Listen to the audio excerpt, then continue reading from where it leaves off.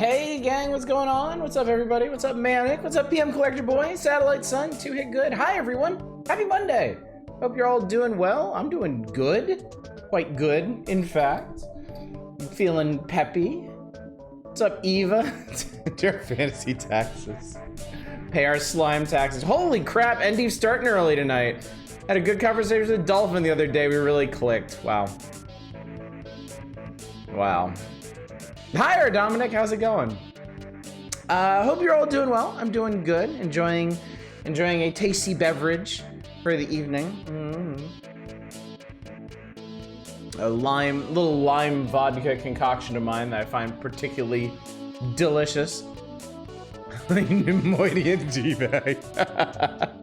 Where do you come up with these wonderful burns?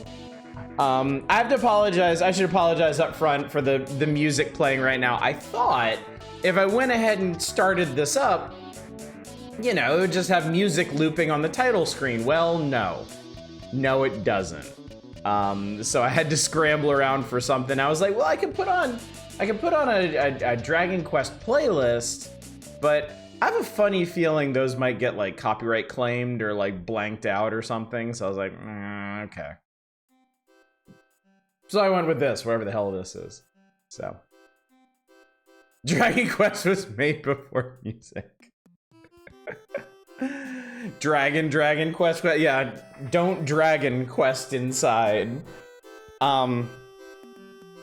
So, I guess we don't really need to waste any time. I can go ahead and let you know what's going on. I decided to do something a little different tonight. Like, as you know, as we discussed on Saturday, the plan is tomorrow we're gonna start Dragon Quest Builders, the original one, which is coming to Steam tomorrow, and I've already pre-purchased it. It's all set. Good news, Sugiyama's dead. Good news, everybody. And I thought since we had just one dangling night there right before it, why not go back to the original Dragon Quest? The bones of which Dragon Quest Builders is built upon. For anyone who's unfamiliar or has forgotten or anything like that, so. But I've played the NES version of Dragon Quest, or Dragon Warrior, as us uncultured Western barbarians called it, for many times. I've never played the Super NES version, which never actually came here. So I hustled myself online and found a translation patch for this, the Super NES version. What's up, Mizroy? It's a Mizraid. What's going on tonight? Good to see you. I got me a translation patch. So we're gonna see what the Super Nintendo version of Dragon Quest 1 is like. This is actually Dragon Quest 1 and 2. I kind of wonder. All right, you've done your part, music. You've done your thing. Can I go back? No.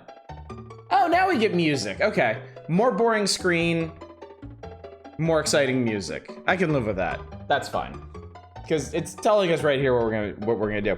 But yeah, the Super NES version is Dragon Quest 1 and 2 together. I don't plan on cracking into Dragon Quest 2 tonight. It's a whole other thing. 3 hours should be more than sufficient to get our fill of Dragon Quest 1, I think.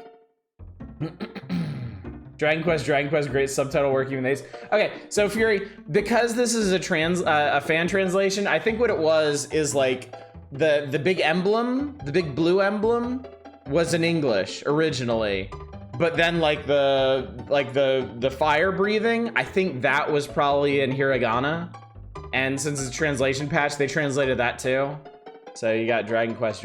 It wasn't that in the original, but you know how fan translators are. You can't hold them back. You can't discourage them from even the dumbest things. Dragon Quest 2, Dragon Quest 1, but more slimes. The L button in this is a standard talk to people interact button, so you don't have to use the menu. Oh, that's handy. Also, hi Shadows, how you doing? Word you're looking for is pedantic. You're right, it is. You're right, it is. That is the word I wanted. So anyway, I think we can go ahead and get into it. Because I think tonight is going to be like 90% grinding by volume. And I'm fine with that. I'm fine with that. We're just going to have an evening of chilling out and playing some old Dragon Quest, talking about whatever the hell y'all want. I got some gaming news to share with y'all. Actually, I'm a dumbass. I should put this up on my monitor so I don't have to stare at this to play the video game. Please spell a name. I think there's gonna be a lot of that tonight. Hey chat, what is our legendary hero of yore going to be called? Might be a neat Easter egg in this version. You managed to save the princess in 3 hours and can point you. Okay, there is no chance. There is zero chance that I'm gonna beat this in 3 hours. That's not, I don't know why people are even entertaining the notion. There is no chance whatsoever. I think I spelled the name Dr. Dipshit. A name. I kind of like. Wow, Bubdrick just fits. I think that's perfect.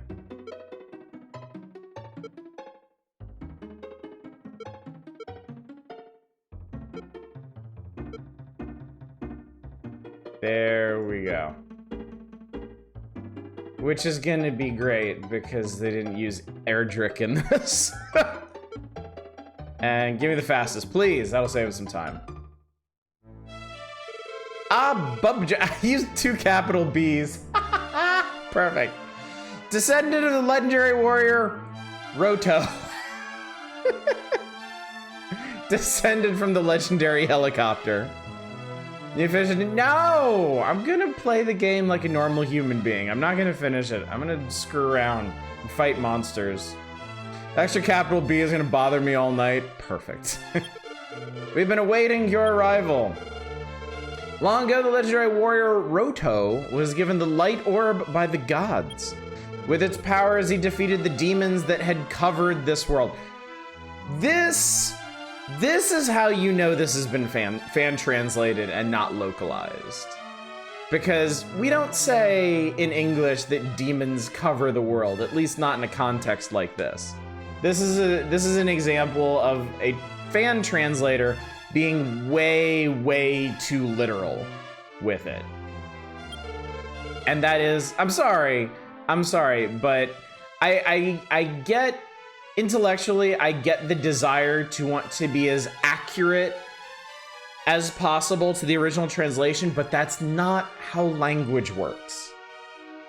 The most slavishly devoted translation of the original is not actually the most accurate to the information they're trying to communicate. And that's where localizing comes into play, where you process what you're reading and then you rewrite it, you rephrase it in a way that is more natural to the region or culture that you're localizing it for. I'm not going to shut up about this tonight because this is my day job. Then the evil King Dragon appeared. Isn't it Dragon King? King Dragon? Stole the light orb and sealed it away in darkness. I don't actually know this one. I don't know what he was originally. Like in English, we call him the Dragon Lord. Like one word, Dragon Lord. But I don't actually know what it was in the original Japanese. Should wait for King Dragon to start your rant because this deserves it way more. For long, this world may be totally enveloped and destroyed by this darkness. Hero Bubdrick, please defeat King Dragon and return the light orb by any means possible. If you open the treasure chest over there, you know, over there, the contents should aid you in your journey. If you speak to the soldiers in this room, they can give you important information about your journey. Well then, be off. Get the hell out. Okay, something else I noticed while I was testing this. For some reason in this version, you can move half squares. And I don't know why. Like, I hope that's not important because it's honestly, it's really awkward. Like, can I? Okay, you can't, okay. As long as you're in the ballpark, you can still open it. What? You found the torch. Bubdrick obtained the torch. No, it defaults to the left-hand one. So I actually can't open this other one until I line up with it. Okay, here's another one for you. Why do you say what every time you open the box? Probably because in the original Japanese it's saying something like ara, like a I seriously doubt it's saying nani in the original. It's probably a little utterance of surprise that would have been much better localized as like ah or something. Or yeah, huh. Exactly. Chat, you get it. You understand this. You get what we're doing. Oh, I don't need to do that. Yeah, they the Super NES version narrows down the menu a bit. Like there's no longer that stupid stairs command. And the original had 8 commands. I don't know which other one is missing, but Bubdrick, do you know about Princess Laura? No. Princess Laura is the only beloved daughter of the king, so when the queen passed away, Princess Laura helped support the king's broken heart. And half a year ago, the princess was kidnapped by the demons. King doesn't ever speak about that, but I know he's suffering. She's been gone for 6 months. Her ass is dead. Please go forth and rescue Princess Laura. Why, yes, I do. Go forth and princess. Okay, great. How do you stairs without a stairs command? We are the great descendant of Roto just has innate knowledge of stairs now. I love the idea of Bubdrick having his worldview fucking shaken by finding a medical herb in a chest. There's a horse wiener in the chest. It's sentient. The speech is that man's only job. When you leave the castle, you see town in the vicinity. You can purchase weapons and armaments there. If you're wounded in battle, return to the town and stay at the inn so your wounds will heal. Open the treasure chest, you can find a magic key. The key will disappear after you use it once. So you can only open one door with each of those keys. Your journey will now begin. Speaking of which. So is it gone? No, it's gone. My precious key. Feasibly, this knight has learned about stairs yet at this point. A record of your journey can be written in the Imperial Scrolls of Honor. When you return from a break, it can be resumed where you left off. If you ever want to rest from your travels, come back. The king will record your journey in the Imperial Scrolls of Honor. Yada, yada, yada, yada, yada. Toriyama do art from the right... Yes, he did. Toriyama has always done the key art for this. Pharaoh's always Z-stats. This is a Ratatome. Many people would gather here since this place was a paradise. Then all the demons appeared. Sigh. Ratatome? Ratatouille? Oh, Princess Laura, where could she be? Could it be that she is dead? Oh no, what an unsettling thought. Bubdrick, please forget what I just said. The door is locked, oh my god. Sweet Jesus. This man is playing chess with himself. To gain experience in levels, you must fight monsters. When you do that, Hero Bubdrick, you may rise to the next level and you'll become stronger.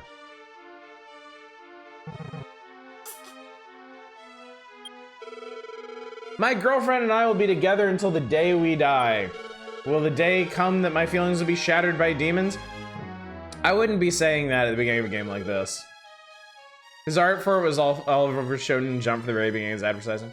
When I'm together with my boyfriend, I forget about the darkness that continues to blanket our world. However, that is a lie. If the world is destroyed, he says that our love will be too. Well, this is all depressing as hell. Hey, there's a shopkeeper out there. The magic key is necessary to open this door. Also, I hear the magic key will break after just one use. Well, it's not very fucking magic then, is it?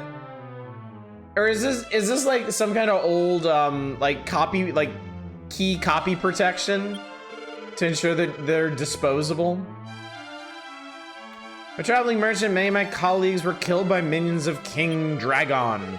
Because of this, I've collected mortifying and sorrowful memories of those times. Mortifying, chat. Did you hear? No. Rumor has it there's a town that was destroyed by the demons. Did you hear? Yes. I'm shocked. Incredible.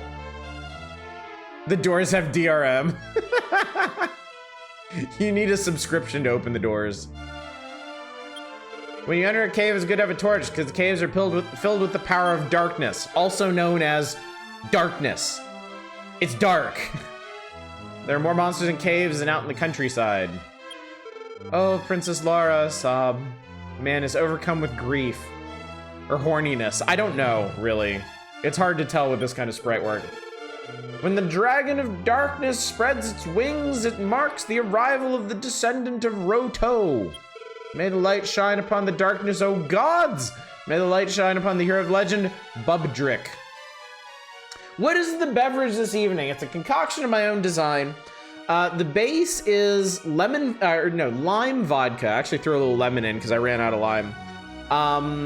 Some simple syrup to sweeten it up, and tonic water. It is quite sweet and tasty and effervescent. Sorry, effervescent, not effervescent. Espervescent. Welcome to Ratatome Castle.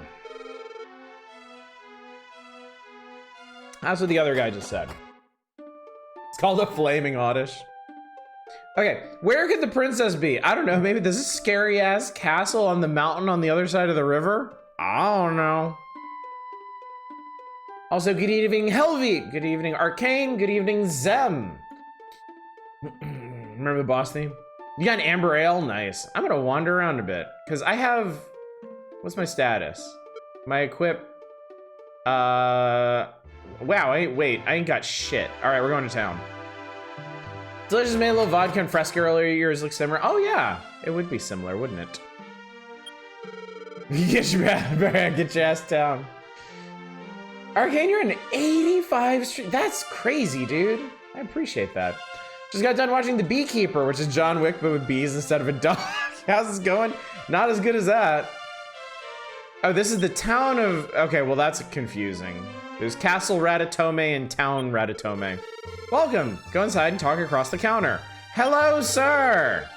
I would like to buy. I would like your finest, I would like your finest club, please. Yes, I would like to equip this. It's best to equip things right after you purchase them. I'm just gonna assume I don't have any clothes, that I'm just wandering around naked. He's gonna remind me that it's best to equip things right after I pick them up every single time. Did find out that you mix A&W root beer and Fireball, it tastes exactly like Atomic Fireball candy. That's cool. Bubdrick searched all around but didn't find anything.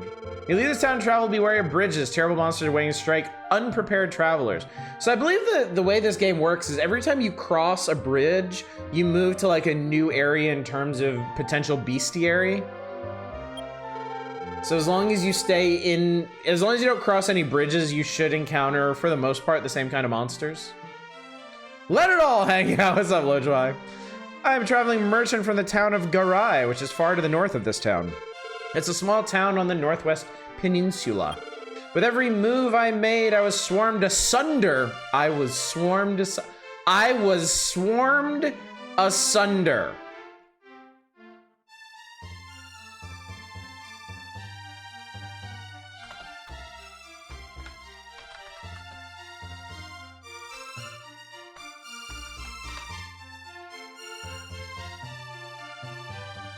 We were all swarmed asunder. It's been a miraculous and depressing struggle just to live. That's pretty funny. Found the packets of Taco Bell Diablo sauce. We got shit. Bottle stuff was a good burn. I regret buying it because I'm a big baby. Whoever is there, please inform the king of our situation. The rescue party for Princess Laura was wiped out. Before long, I will succumb to the same fate. Groan. Why are you laying here in the corner alley instead of laying down at the inn, where you will be fully healed? The legendary minstrel Garai played a silver harp. I heard it was buried with him inside his grave. Studying some spells will help him do a curse. If you ever curse, come to me, I will certainly help you. Talk to that guy again. This little shithead needs to get out of my way. Thank you. Take no C's, I want to work, it's so good.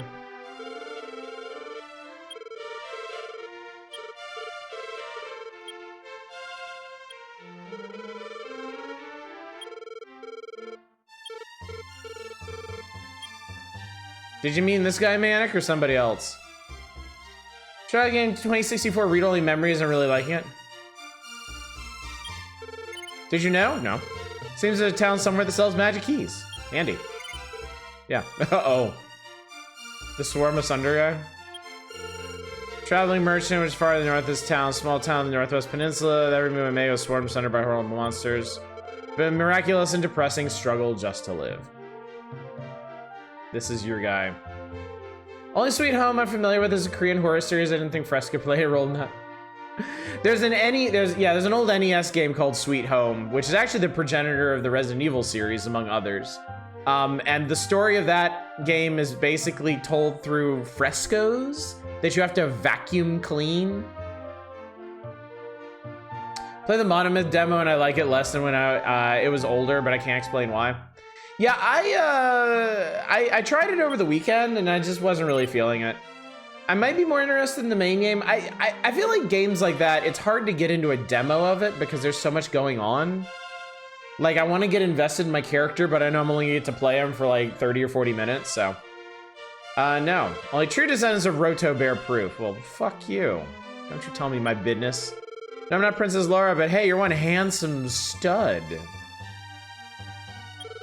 I'm not letting you out of my sight. Chad, I got a party member. This is incredible. Holy shit, you can actually get a party member in this game. Wait, no, I can't. Welcome, there's an item shop. Please come inside now. South of Ratatome Castle on the other side of the sea, you'll see another castle is enshrouded by a thick fog. That is King Dragon's castle. It's unimaginably frightful. All right, well, there's someone back here. No, I didn't find anything. No, the Sweet Home movie is totally bonkers, and the game takes a little bit from that. Got quite far into Arx Fatalis, the game glitched and plot item I need didn't spawn. Oh no, that sucks, dude. That really sucks. The vault where you can store golden items. I have to deposit shit. I played a bunch of Against the Storm. Take care when walking in this poisonous swamps. You will lose life and become weaker with each step. Well, that sucks. I don't like that. How did you not find anything? There's a dead person there. Anyway, let's go lead this woman into certain doom. Oh, she didn't follow us. Grindy time, chat. So yeah, I've been playing Against the Storm. I forged the 3rd seal. I forged the silver seal. It was a clusterfuck. I almost screwed everything up. But in doing so, I discovered that super low resolve actually isn't that big a deal. And by association, the forest hostility isn't actually that bad.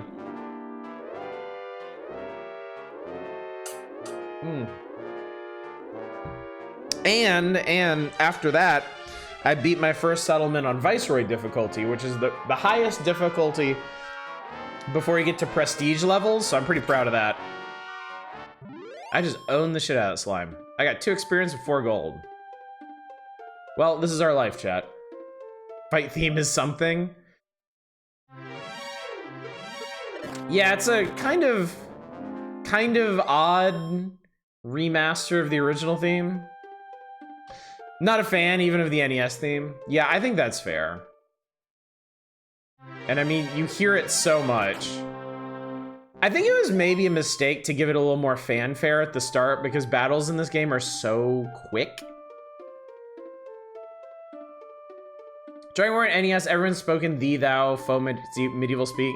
Love how the current localizations handle it where later games keep this region where Dragon Quest 1 takes place speaking that way, but only this region. That's a really cool way to do it.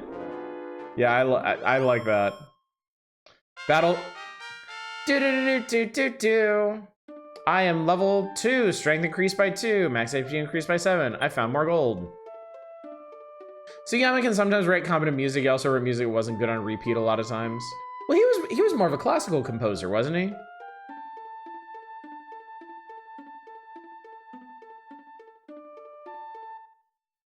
Really fell off with age.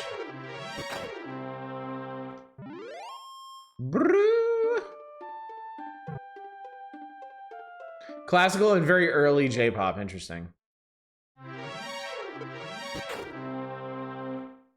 Classical composer, knowing how to write music and can loop is basic composition. Oh yeah, I'm not gonna argue with you there, certainly.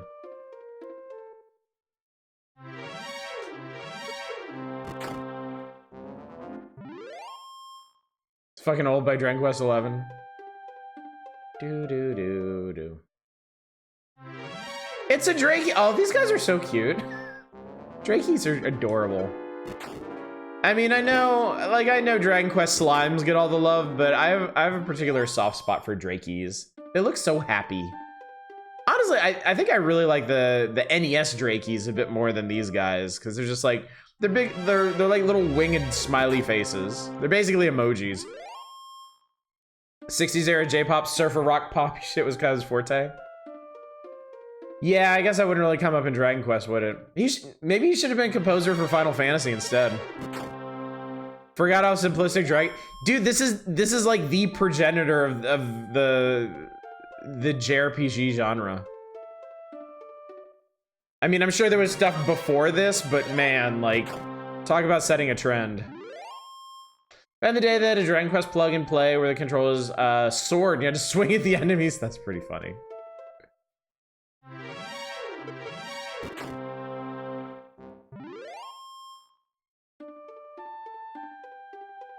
Earthbound had surfing music. Earthbound just had really interesting music all the way around. Terrific move! Akira Toriyama's monster designs were a huge amount of the appeal for this series. Stuff before this definitely very primitive wizardry clones and like, yeah. Yeah, this was a big evolutionary moment for the genre. Wow, they made those swamps purple as hell. Viciously, aggressively purple. Definitely more buff than an NES. I feel like these battles are all like, I don't remember. Ooh, it's a Goost. I don't remember one-shotting stuff. Even this early. Oh no, my interface is turning yellow. I need to get home. I need to go home. Boom, boom, boom, boom, boom, boom, boom, boom.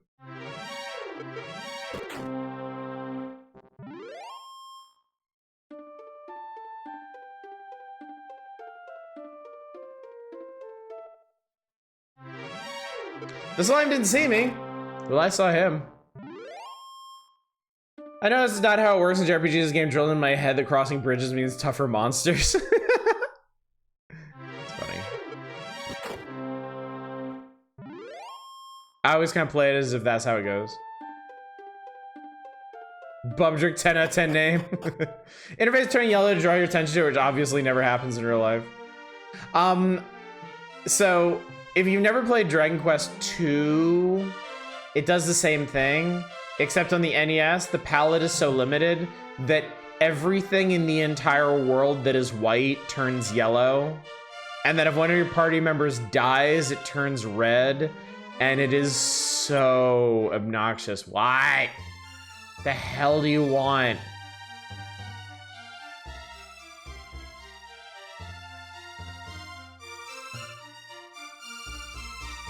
Gather your...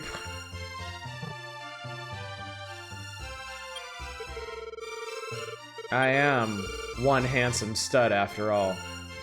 We're playing this NES as a kid, and I got very close to leveling. I come back to the start area and hunt slime so I can roll over on EXP exactly. Ah, that's cute. Yes, I would like to. God damn, I already have 100 gold? That went really fast. Mario, hope you had a good night. Please take care. What was she doing all night?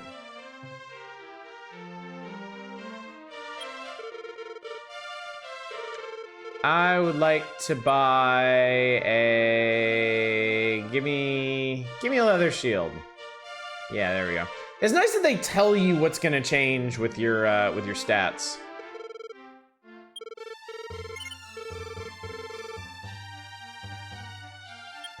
With the NES version of Dragon Warrior, it's actually basically a remaster. Yeah, no, I was reading about that because I looked up the differences between the NES and SNES versions, and it also had the differences between the Famicom and NES versions.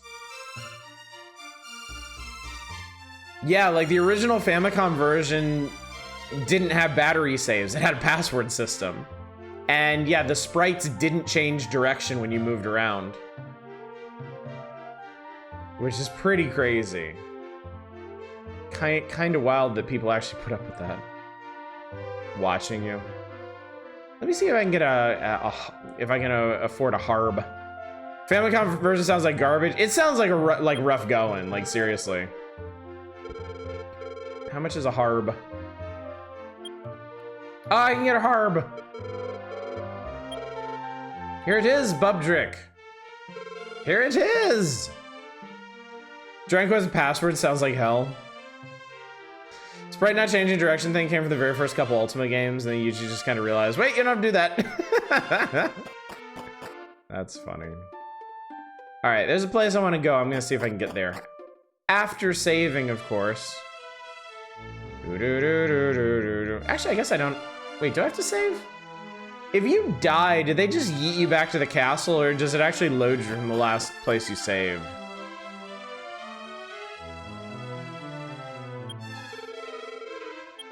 Which next level you need 15 experience. Yes.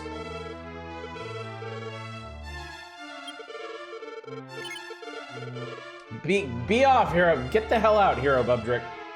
Yeet you back to the castle, you lose some gold. Okay, cool. So I guess I don't need to be saving constantly or anything. Imagine how long the passwords have to be for a modern CRPG. And I boot up Baldur's Gate 3 and enter in a password for the next 2 hours. It would be like a book, yeah. NES was half gold lost. Not being able to permadeath is kind of a Dragon Quest design staple. Because the devs want it, so even if you fuck up and die, you're still making progress in EXP. It's often basically a reset anyway. That makes sense. This cave, I want to go to this cave.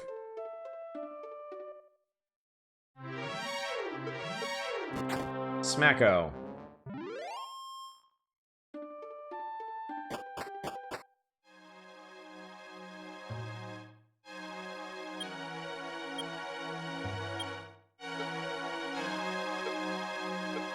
Bubdrick, lift the torch.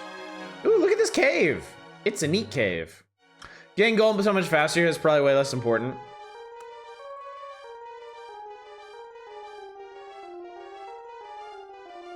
The cave theme's a pretty good one. Ooh, deeper. Questionable fan translation aside, I think this remake does an actually really good job smoothing out the original. Yeah, there's apparently a lot of differences. Oh, that's pretty. Yeah, like, part of it is they redesigned these caves and dungeons and stuff. Which is honestly pretty neat. That was flat out Charizard. Or, you know what, a dragon. Bubdrick reads the tombstone. A message is etched into it. Descendant, my name is Roto. 3 items are necessary to cross to the island of Evil, which can be seen from Radatome Castle. I collected these items, crossed to the island, and defeated the evil king. I then entrusted those items to 3 wise men in the kingdom. Their descendants protect those items and await your arrival. When an evil demon rises once again on the island, collect those items and slay the creature. The 3 men await your arrival somewhere in this land. Go forth, my descendant. No details. You want Roto and metal? Really like the sprite. This is a very pretty version. They made good use of the Super NES aesthetic. So I wonder if you can tell early adventure games are pretty much an equal influences as stuff like Ultimate Wizardry.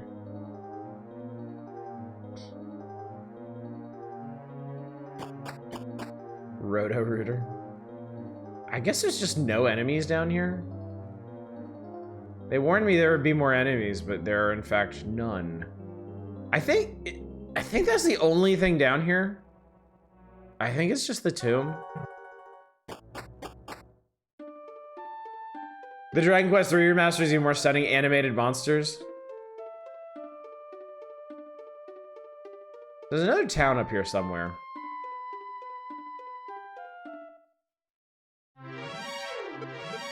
Kick his ass.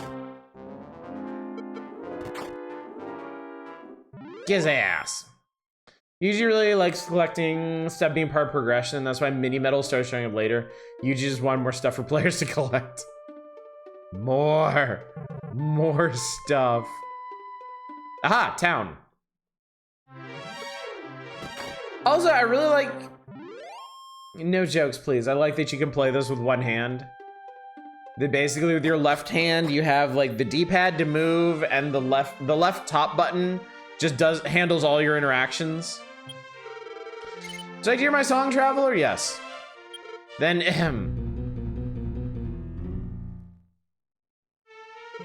Thank you very much. Actually, I'm training right now, but someday I want to become as talented as Garai. It is very comfy, yeah. Under Garai, the town of the ancient minstrel. What you got, Chief? Expensive ass axe. Expensive ass stuff. No, I would like to end.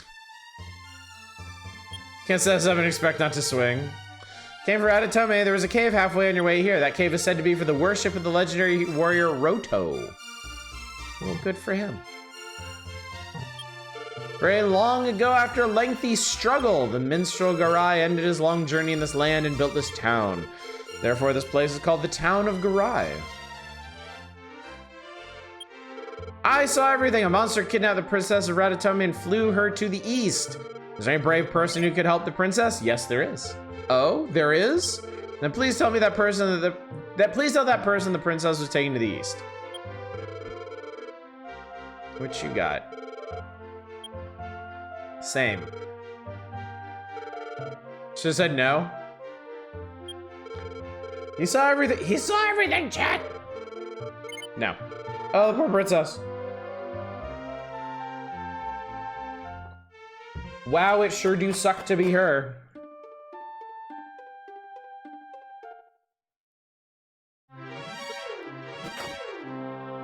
Whoa, okay, I can one-shot Drakeys now. Look how cozy the vibes of the series are. You can see that even in the first game. Yeah, definitely.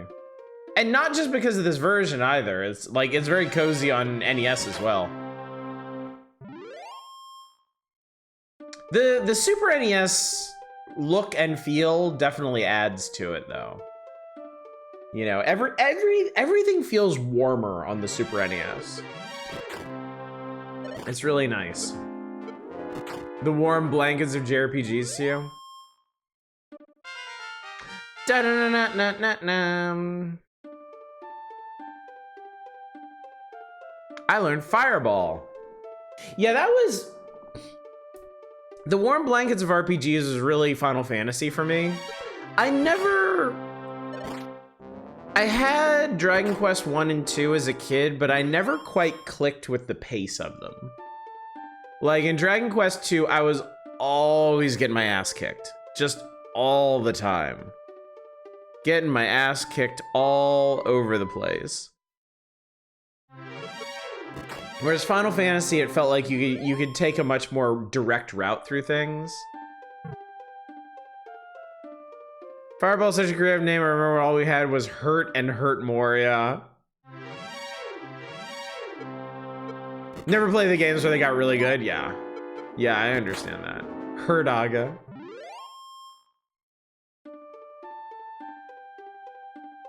I think it's a consequence of Dragon Quest 2 being so open. Like, once you get the boat, you can go anywhere. And most of the places you go are just death. they're just there to hurt you. Good night, Helvey. Have a good stream. Very tired. Kind of just wanted to see some slimes. They're cute. They are. Everything in this game's cutie pie. And if you're enjoying cutie pie stuff, tomorrow night we're gonna start Dragon Quest Builders. And we're gonna be on that for a while. Like a long while. Like a very long while. So there's no difficulty balance, not joking. Dragon Quest 2 was rushed as fuck and they forgot to test the entire game. Did they really? Oh, wow. I remember when I first saw like Thyra and stuff and hated it. Nowadays I love it. It's a very logical progression. Like you've got the word, add A to the word, add Aga to the word. And then they came up with a fourth iteration, didn't they? But I forgot what that is. Dragon Quest Final Fantasy. Aja, that's it. Thank you. Yeah, Fire, Fire-a, Fire-aga, Fire-aja. Interviews Yuji straight up apologizing for that, explaining what happened in detail. That's interesting. That's interesting. Also, you're gonna think I'm a dumbass for, well, not specifically for this. But to add to my my famed reputation as a dumbass, it only recently occurred to me that I didn't know anything about Dragon Quest X. So when I was looking up stuff about this, I was like, well, what happened to Dragon Quest X? And I didn't realize it was an MMO. And I double didn't realize they never brought it to the West. That was a surprise. Dragon Quest dev interviews are incredibly interesting. The Bleach creator did some of the art for it. No kidding. That's interesting. That's very interesting. Yeah, nobody over here knows much about Dragon Quest X. Actually, a single player version of it adapting the story to traditional RPG. Nice. Yeah, the monster encounter backgrounds are very pretty. I always thought it was weird that in the original Dragon Quest, they bothered to have these nice, pretty backgrounds for the encounters. They did in the original NES version too. But then Dragon Quest 2, you fight monsters on a black background. I thought that was very strange.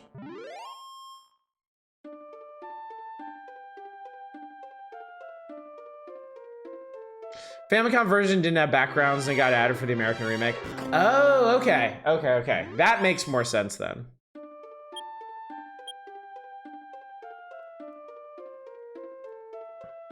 Didn't bother for the late. It would have been more work because you'd have more landscapes.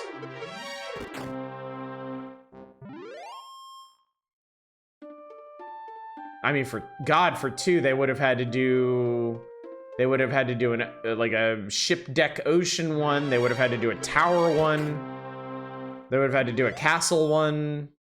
I mean, some of them probably could have pulled double duty, but you know, there's just a lot more variety to the places you go and things that you see in Dragon Quest 2. For 3, they would have had to double all that, do the day-night cycle. Been a bigger technical challenge too, since you have multi-enemy encounters to do. That's true too. You would need something that filled the entire screen because you needed that extra real estate. How much HP do I have? Trying to get the most out of my 3 gold in trip.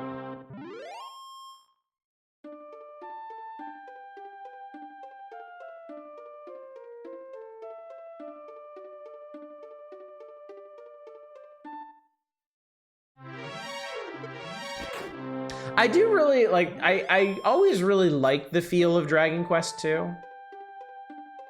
Like, I like it on a conceptual level. I always just found it really, really hard to play for reasons that have been expounded on here. But it's fun. It's fun putting your party together in the opening act and then finding a boat and then just realizing you have this big world to explore and like figure out where stuff is and what you need. Thoughts on monsters carrying money? It's silly.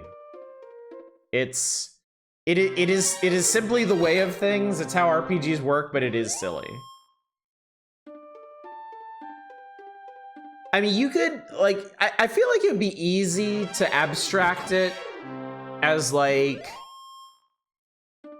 you're taking trophies from monsters, and then when you go back to town, you trade them into like a guild hall or something for the money. But at that point, like, why bother? You know? Like, it's not. I don't think it really ever hurt immersion that much. And at this point, it's so much of a trope. Like, who cares? You know? It would be more awkward and more distracting to try and explain it away. What's up, Newhouser? Why bother? My immersion. Monster kill people, monster find shiny, ooh keep shiny, kill monster, monster have shiny, strong monster have lots of shiny. Shows that kind of how to take where you can either sell the stuff they carry for money or use them to make totally not materia. Oh, that's right. Yeah, you would only get that's right. You would only get items off the monsters and trails, and then you had to decide what to do with it. Did you like the Dragon Quest Warrior method of using horns as money? I don't actually remember that.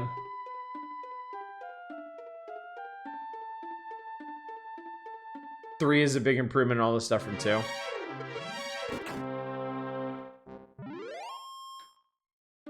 Literally the assumed excuse for most monster treasure in D&D.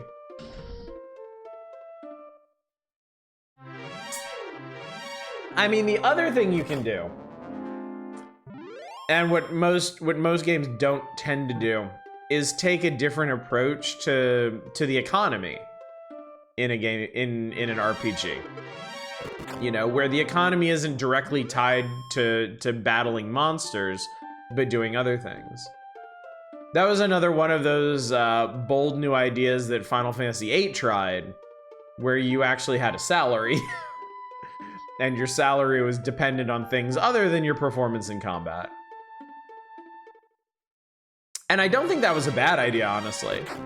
I think if you're designing a game with a very specific arc to its economy and like equipment progression and whatnot, that can be a smart way to do it. Because then it's not tied to, you don't have to worry about players like grinding out ahead or something.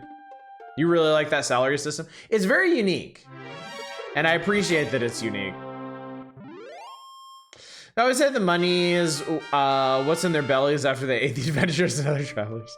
They just swallow it all. All right, so I'm gonna, how much money do I have? How much money do I have? 157, I need like 180. I want to buy a sword, and then I want to go across the river. Salary is neat on paper. I think it mildly makes progression less satisfying. I like being rewarded. Yeah, I think I feel like that's probably what they discovered, is there's a psychological component to getting incremental progress, not just in experience but in finances as well, from every monster encounter. That abstraction shows up decades later after the MMO rush. Right now, there's not enough space on the cartridge for that level of complexity, and I can't imagine they would be even concerned about that. You know, keep all the progression with the monsters. You know.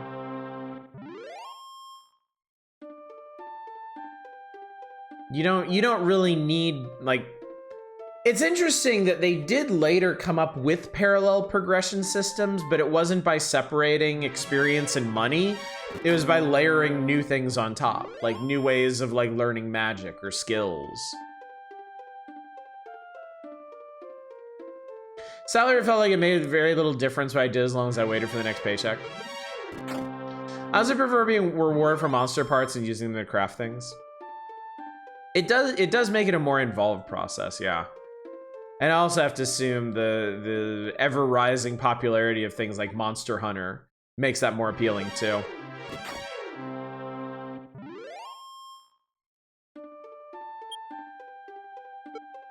Okay, I got enough for that sword. And a nice cozy stay at the inn. Well, that's weird. You can only enter the town through the center sprite. So true, the system is basically in our comfort food of RPG games. Yes, that's the thing. There's so much like institutional gravity behind it. Like, why would you even bother messing with it at this point, you know?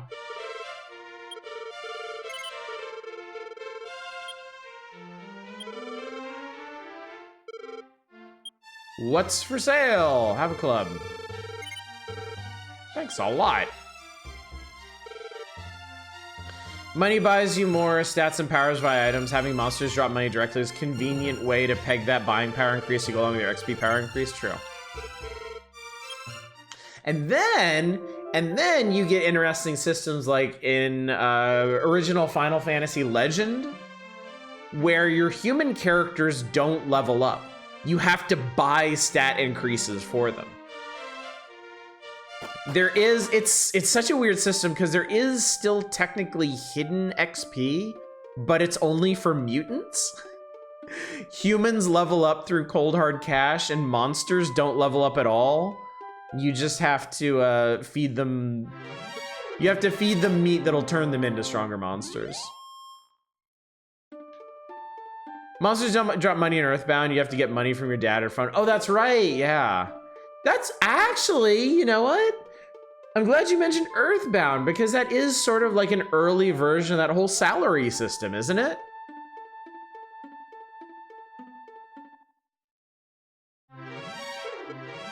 It's a scary okay, I can one-shot ghosts now.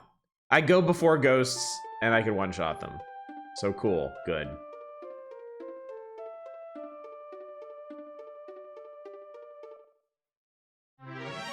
Mother's built off the Dragon Quest system.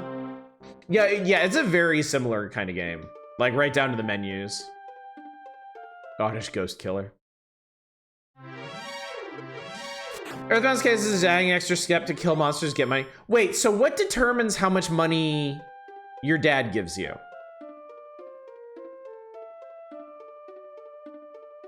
Sucks to me we have a sword that can cut the face of God.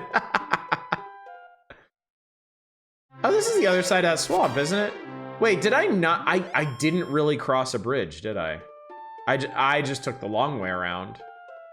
Oh, it's based off the monster you beat. Monster has set money, it gets okay. So in that case, it actually does the thing that we were talking about, where it abstracts the system a bit further, where you're still getting money you're still getting money from monsters, but instead of directly, it's abstracted so it makes a bit more sense. Which I think works in Earthbound's case, but isn't exactly necessary, you know? Oh, it's Magidrakey. Shot me with a fireball. Okay, I made the speed a little too fast. Because now I can't actually see how much damage monsters do to me.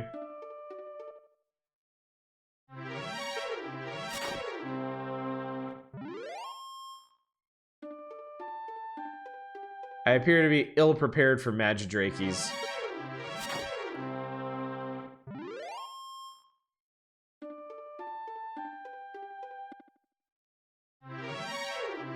Shout out to Mother 3 Last Battle.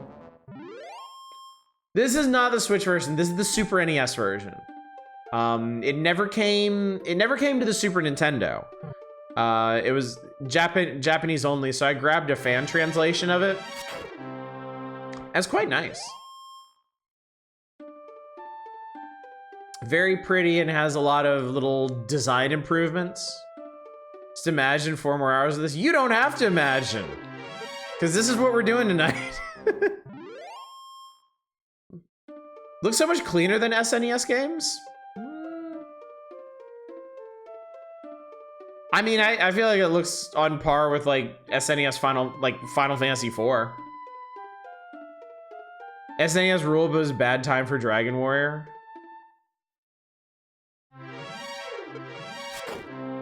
What do you mean? Because I thought Dragon Warrior 5 was on SNES. No remakes, no mainline tech. Oh, you're talking about in the West. Yeah. Yeah, Dragon Quest in the West went dormant after the NES. We got 4 games, and then it just fell off the map. What was the first Dragon Quest after 4?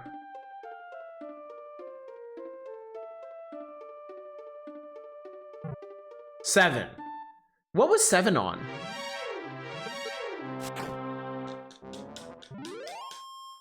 Japan, they got amazing remakes of 1, 2, 3, and 5 is one of those renowned games in the franchise. PS1, okay. Went from 4 on NES to 7 on PS. That's crazy, isn't it? Super, super late launch. What do I have? I'm gonna go poke my face over here one more time. Because everything over here I can basically fight with impunity.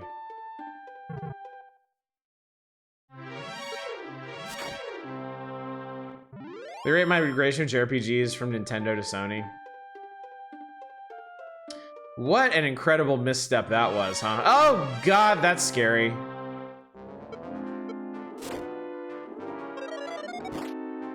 Damage, Jesus Christ. Oh, good lord. Well, that wasn't worth it.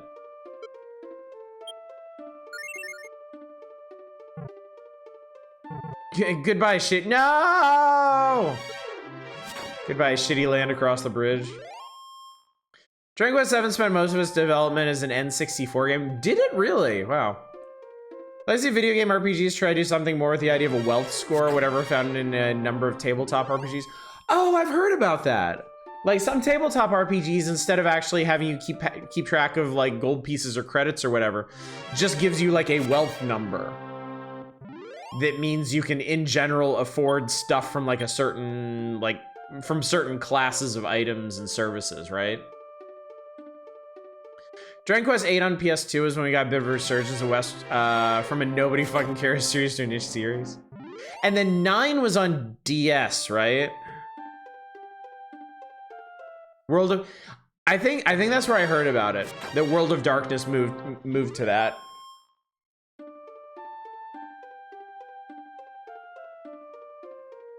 Nine is co-op? I've never heard that. I know my wife played it, and she definitely didn't play it co-op.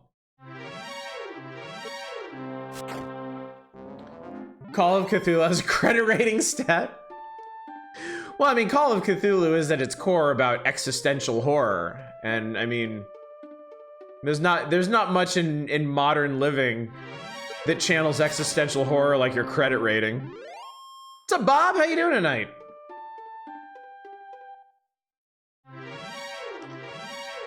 You have a rating that says as general sort of buying power and lets you, for example, restock freely on the gear you have and can do stuff like penalize your wealth score to get better stuff short term, harm your buying power long term. That's a smart way to do it. That way you're not futzing with the math so much.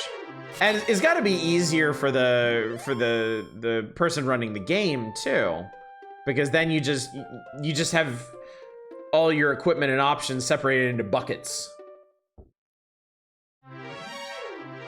Made the game was sharper and crisper in its graphics, almost as if it were from the GBA. Oh, I got you, yeah.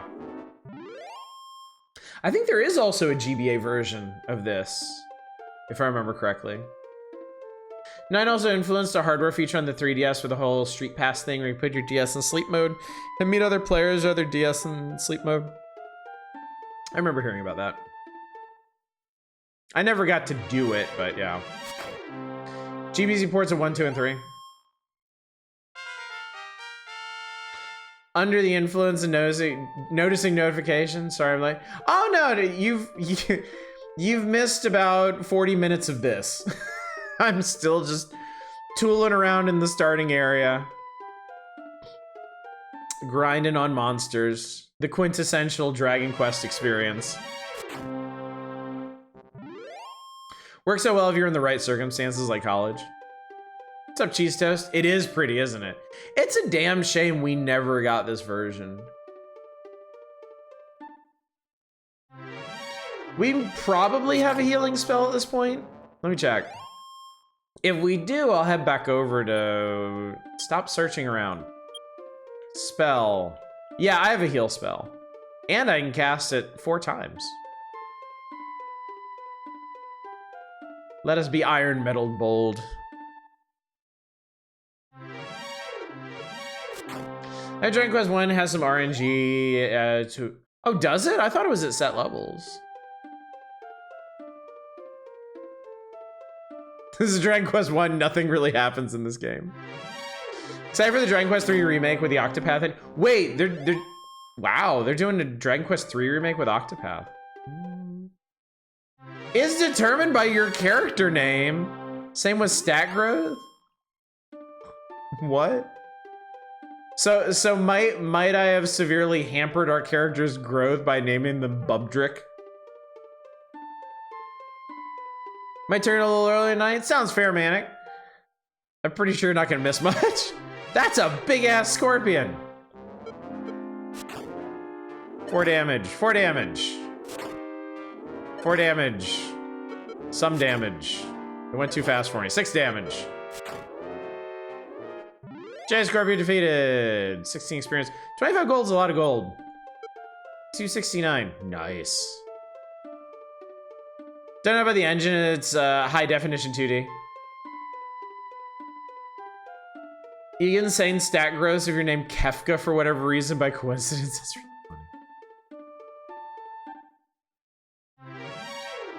funny. Magidrake. That's not so bad.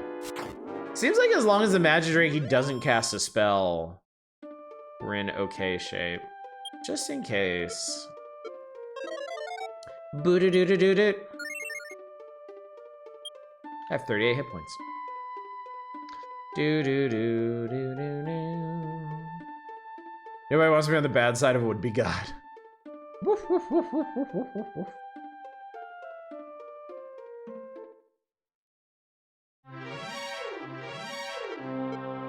Terrific move! Oh, shit! I owned his face. Downloading the despecialized version of Star Wars, having only seen the special versions, is bothering you? You should. You should. The original versions of Star Wars, I think, are a better experience. More even experiences. And it's so obvious, too. Like, the way they handled the special editions, it's so obvious. Like, my kids had never seen Star Wars, and they were like, what is going on here?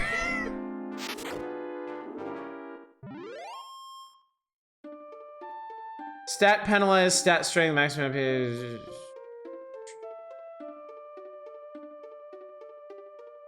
Was that Ms. Roy? Special editions have really questionable fan service, yeah. A New Hope especially. Like, they like, Empire's not too bad, but they cram so much shit into A New Hope.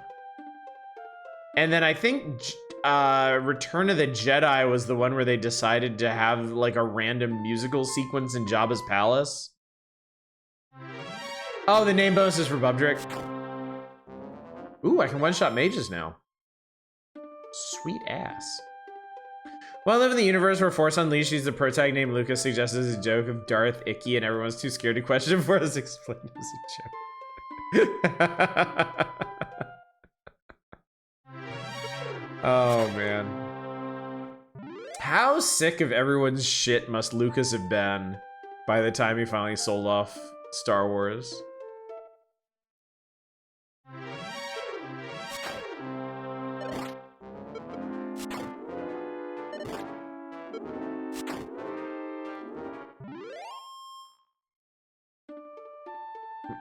That's some good Darth names. Yeah.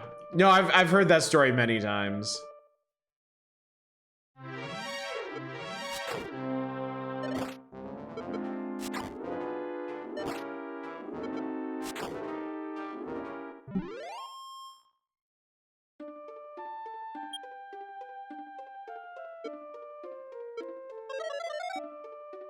Palpatine's first name is inspired, though. A+ Star Wars name, Sheev. Yeah. There's a guy on our Star Wars Discord that goes by Sheev, and it's just a little treat every time. Every time we refer to him. Sheev Palpatine, Emperor of the Galactic Empire.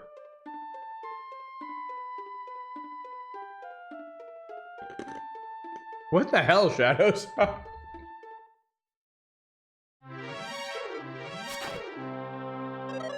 No, that hurts. What you drinking tonight? It's my own little concoction. It is lime vodka, some simple syrup, and tonic water. It is very sweet and very effervescent. I like it a lot. I mean, I basically love lime anything. Like, lime is honestly one of my favorite flavors.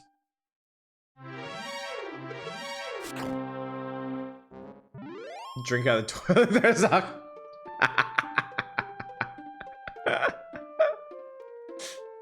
Y'all should crowdsource me a mug that's shaped like a toilet. I can bring that to streams. Now on a mojito. Oh yeah. It's always a good time for mojito. Good morning, Phoenix Storm. How you doing tonight? Yeah. Good morning to you. Good night to me. Sheev. No, Lucas, you're breaking my heart. One of the fancy drinkers want to know how we drink in Chicago? Out of the toilet? Actually, I have to click on this now. Shadows peek. Oh my god! What the fuck? Spoilers indeed. Deep dish daiquiris. Do you have to make it in a skillet? From a boot. I have heard of Malort. I have heard of Malort.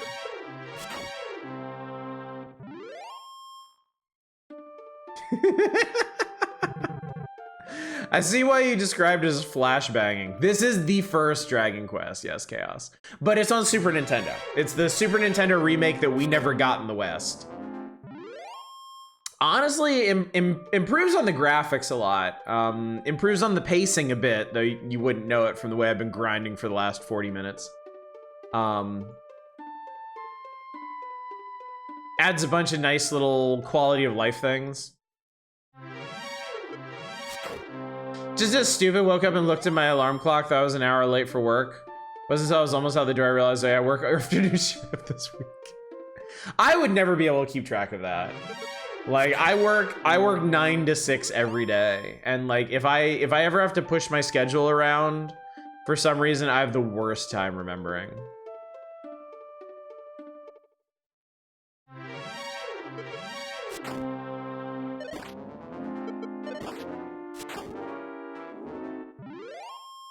Malort, aka Chicago paint thinner, is a delicacy here.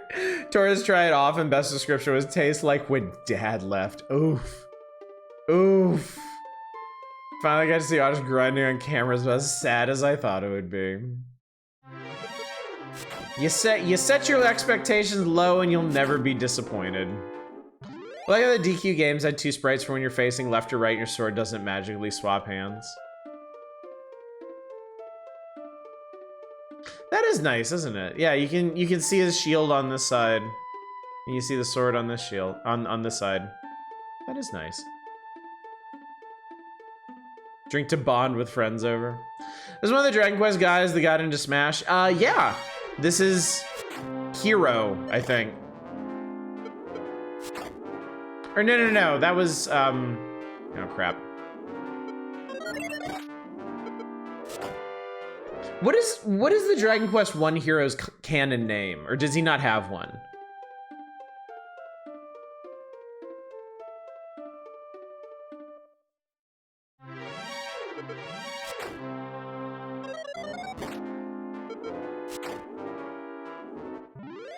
Is he the one that doesn't have one? That's what I wanted to hear. Bubdrick rose to level 7.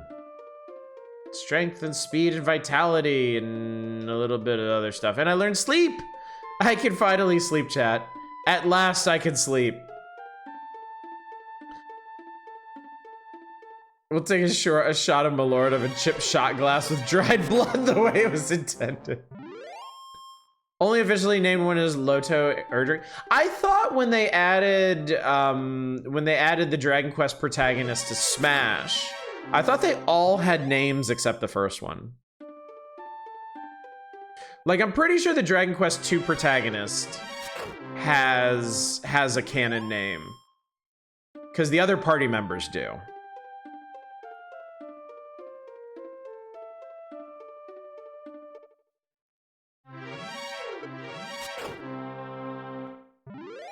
DQ2 protag has a canon name for the drama CD.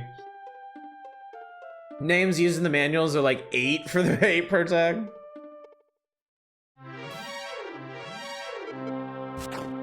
God, it's so good. I'm sad I'm out of lime vodka now.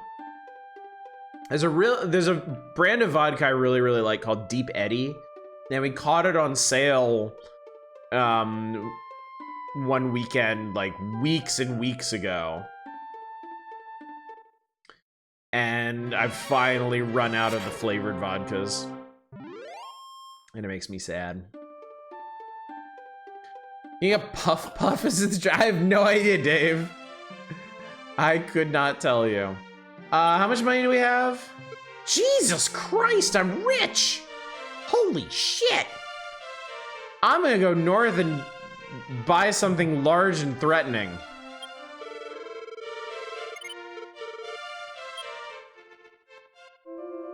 I know Dragon Quest is like a mega popular RPG series and whatnot, somehow never played. I mean, it was not popular in the United States.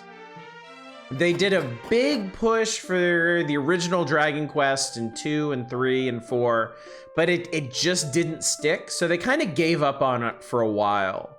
And the series went dormant until the PS1, and they brought Dragon Quest 7 to the PS1. And I feel like only really recently, like in the last decade or two, has it really gotten traction in the West. And even so, Final Fantasy is still bigger. You have access to Brita. I'm about to change your life. What did you have in mind? What's the difference between lime vodka and vodka with lime? Lime vodka tasting worse. Besides lime vodka tasting worse, but being more convenient. No, you pretty much hit it on the head. Like, I don't have to buy limes. I can just buy a bottle that already tastes like lime.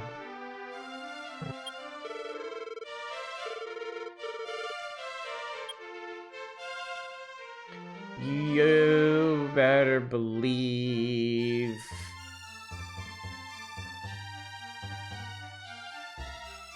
It would honestly though be smarter to buy the chainmail. I'm gonna buy the chainmail. And then I'll get the axe.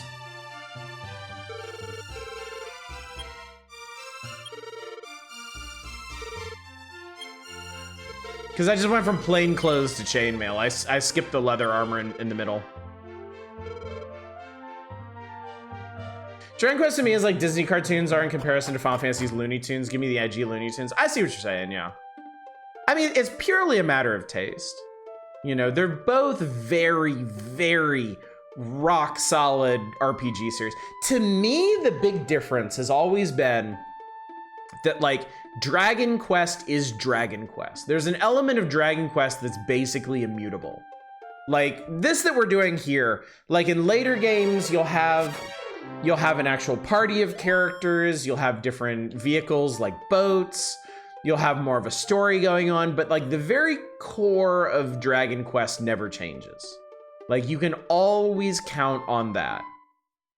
Final Fantasy, like, has evolved wildly over time. Like, Final Fantasy 1 in comparison to Final Fantasy 16 is unrecognizable, you know?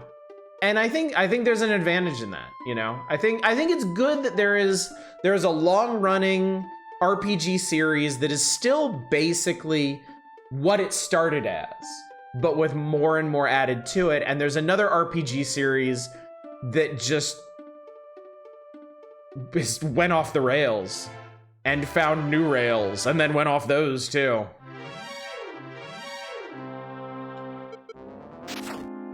Terrific move.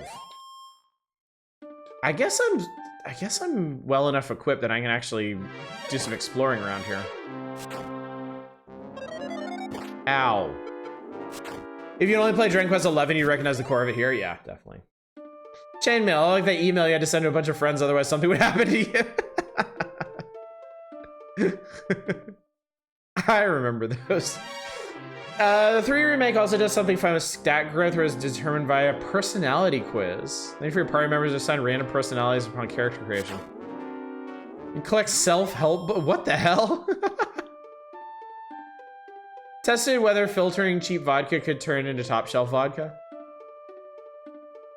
Yeah, actually, did they find anything?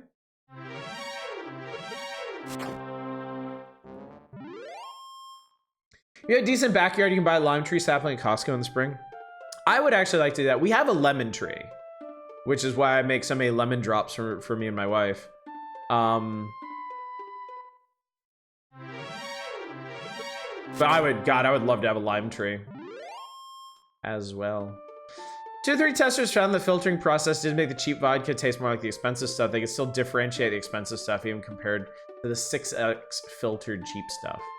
Wow. This is a town? What the hell is this?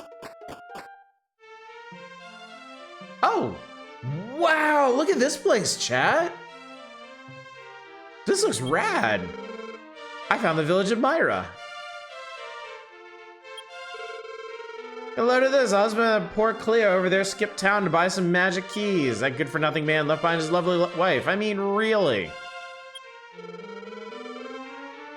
Might get crossbred fruit? Yeah. It's alright. I didn't want to be a burden on his dreams. Oh, girl, you're too good for him.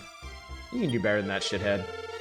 I heard a rumor that there's a shop in the town of Rimuldar that sells keys. I think they actually kept that name. Good evening, Sacrificial Toes. Good to see you. Yeah, they add a lot to this version. Shop doesn't have the legendary sword either, after all I went through. What you got, Chief? Okay, cool, I can get the iron axe here. Woo! Woo! That's a spicy meatball. All right. We're in the ballpark of iron axe, at least. Hey you, I see that soon when a beautiful woman looks upon the face of the hero, she'll fall in love. What a lucky person, hee hee hee. All right, Grandma. What is your favorite NES RPG? I mean, NES RPG. There aren't that many, really. I think it would have to be Final Fantasy. It's definitely not Might and Magic. Hear that Rimildar is on that island to the south. Okay. Hey, good looking that.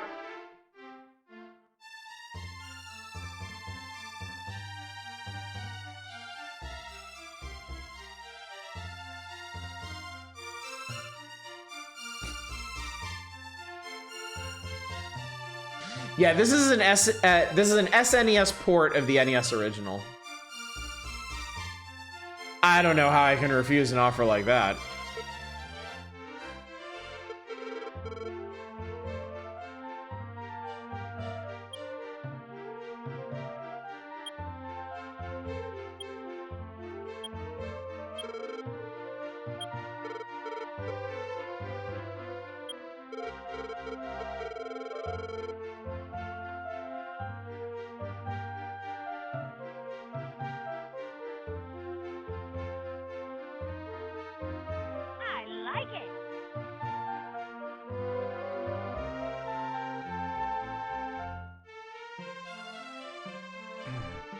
Did you ever upgrade the massage parlor in Dragon Quest Builders 2? I don't remember. You want to play Universe Income too? Hey, love for Shadowgate. I don't consider Shadowgate an RPG. Like, that's more an adventure game to me. And yes, I love Shadowgate. I absolutely adore it. I've played all the way through Shadowgate, Deja Vu, Uninvited, and the Shadowgate remake that came out like a decade ago or so. Wait, I'm not talking to you. You're surrounded by poison. The remake was good. The remake is very different. Your experience with the original Shadowgate won't actually help you very much with the remake. They did...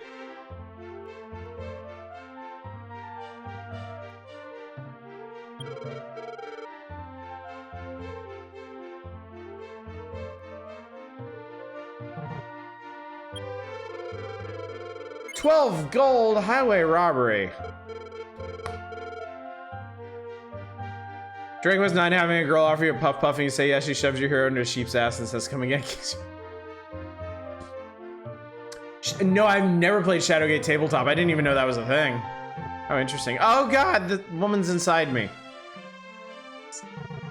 Not how it's supposed to work, I think. Shadowgate 64 is different, not bad, pretty interesting. Yeah, definitely never tried that one.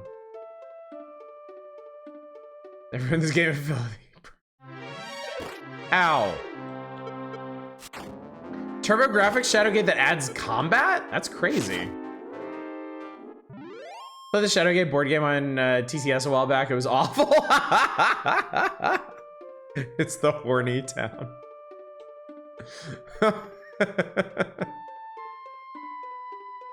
Well, I made Dave's night. That's really all that matters.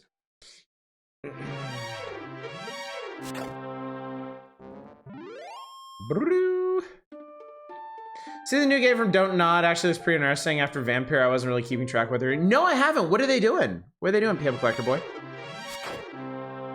Don't trust licensed board games on principle until you hear otherwise. But they always have like a billion little playing pieces that you get to punch out of the cardboard. Like, that's the most satisfying part right there. Oh, I was so happy when I got my big box version of Carcassonne and I got to punch out like hundreds of little tiles. Oh God, it was so satisfying. I still think about that sometimes. Called Banishers or something like that. I'll look it up. I'll look it up. Forget which Mac venture it is. I remember one that had a funny death where it warns you a room is a giant spider and you shouldn't enter. You have to fight the game to enter. If you do, anyway, you get killed. The text says something. Oh, gee, you got killed by a giant spider. What a surprise. That was uninvited. Yeah, I've only been through uninvited once. I don't remember a terrible lot about it. I remember there's one real bastard of a puzzle in it. Ooh, hello. So you're Bubdrick. I heard that you're journeying to defeat King Dragon. However, King Dragon is a malevolent creature. And for that reason, I would regret letting you go, knowing you could witness defeat. Bubdrick, I want to test your strength.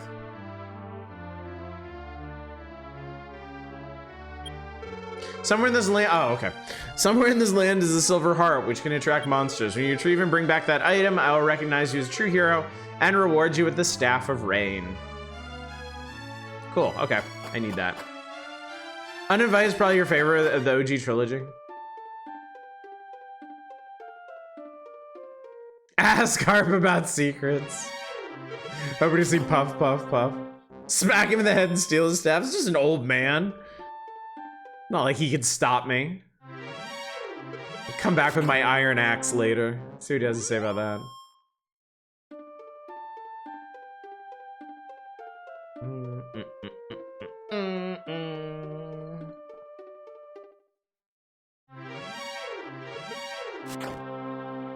Oh god.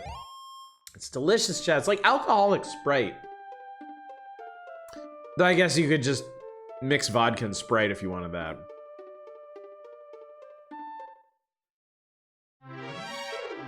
I should try that sometime.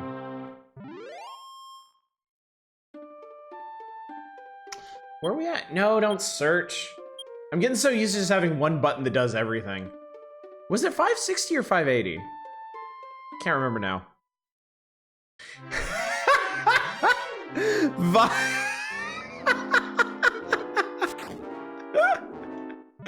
Oh my god, I love that. Vodka is just gin that lacked ambition. Sweet Jesus. I do love gin. Gin is far and away my favorite spirit. But vodka has vast mixing potential. Love a good egg MacGuffin in my RPG. Give me that iron axe. I would like to equip this right now. It is best to, you're right. It's a very good point. It is best to equip things right after you purchase them. I would like to sell you this garbage sword now. 90 gold, I'm rich. No, we're good. I just get one of those big wooden barrels with 3 X's on and put your mouth under the tap. It's kind of hard to stream like that, unless the stream was just the challenge of how long will it take for this to kill him.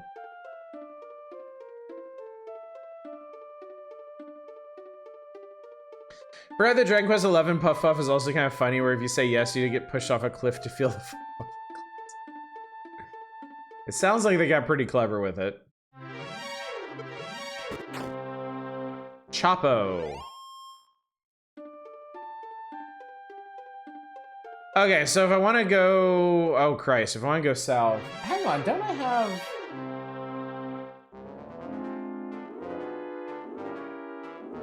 I thought I had.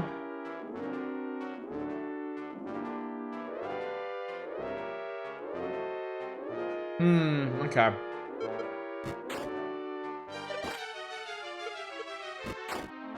I thought I had a map of Dragon Quest 1 up on my wall. I have the Dragon Quest 2 map on my wall, which does contain a facsimile of the Dragon Quest 1 map.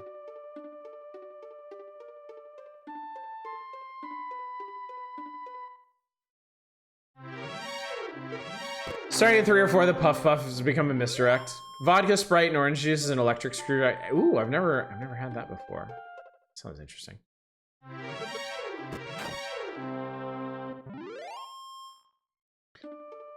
I like that they turned it into a running gag. It's a good way to keep something like that in the series without getting uncomfortable about it.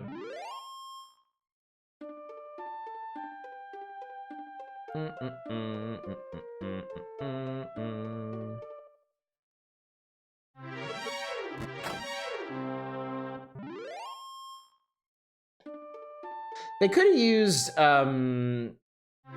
Earthbound's whole thing of if you're too far in level beyond the enemy that's attacking you, they just auto-resolve it for you.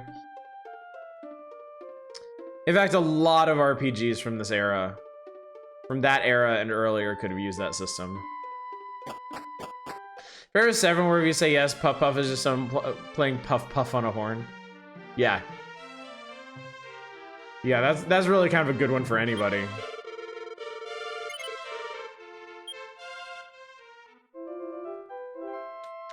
Do.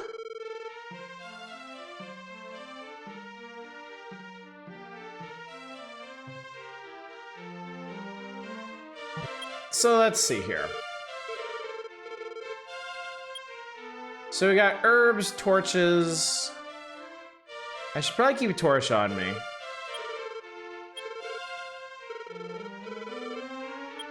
I keep a couple emergency herbs. And I believe the dragon scale teleports you back to the castle. What's your gin of choice? I haven't tried many good ones.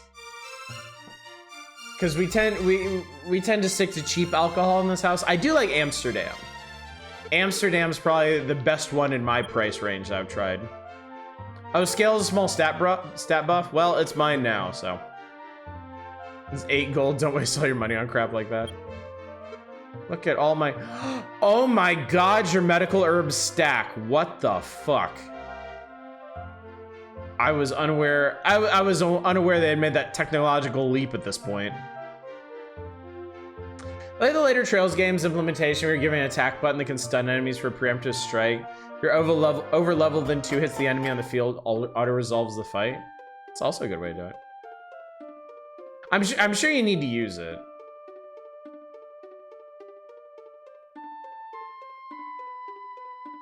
I'm gonna try going around this way.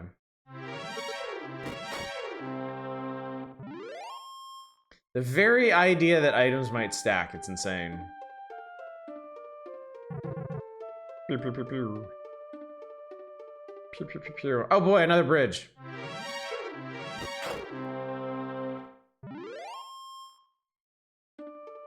We have the technology. I don't like the principle of play this janky action game to get first strike on the monsters. Alright, we're doing giant scorpions again. That's fine.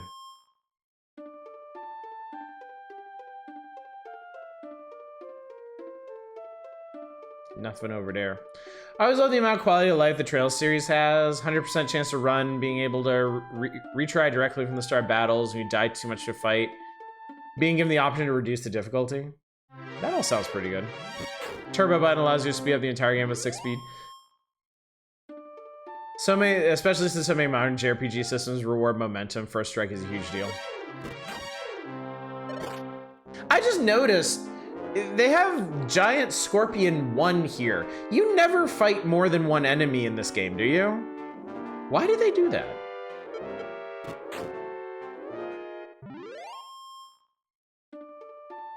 Or is it because this pack shares space with Dragon Quest 2 and it's a holdover from that game's menu or something?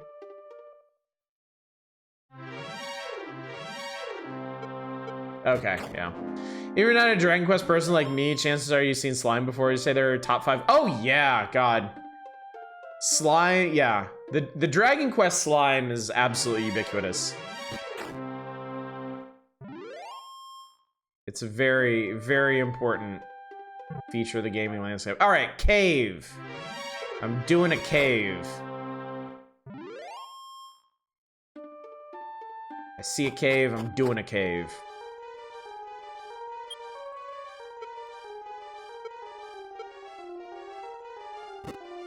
Say that your hero stats being put in the upper left constantly so you can fit 2 more party members on the screen. Ah, okay. Yep, that makes sense. Top 5 common enemy. Alright, it's Mage. I caved a skull in. Top 5 monsters in Dragon Quest games are Slime, Red Slime, Metal Slime, Slimy Slime, and Joe. Joe is also a slime. Alright, chat. Actually, this is a good question. What do you think are the 5 most well-known RPG enemies?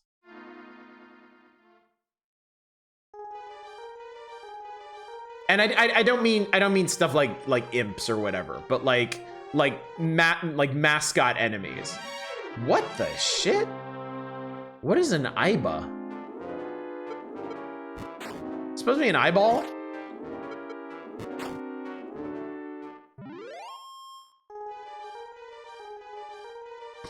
Ogre. Tonberry. Tonberries are indeed very well known. Yeah, I would definitely say Cactar. I have a personal soft spot for Cactars. Dragon Quest time, Cactars, maybe Jack Frosts. Cannot say I'm familiar with Jack Frost's.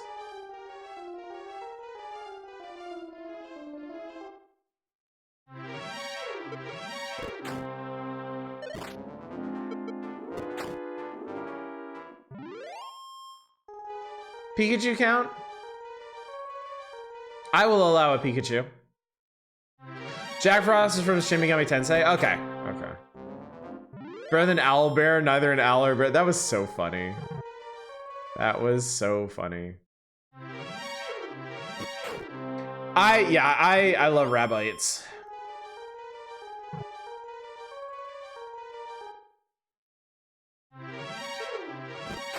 Swarms. SWORMs. New Age Retro Hippie is less iconic on Sony because a lot of play on the look at this wacky enemy meme. Yeah. New Age Hippie was pretty great. Slime, most popular Pokemon, Cactar, Beholder, Mimic.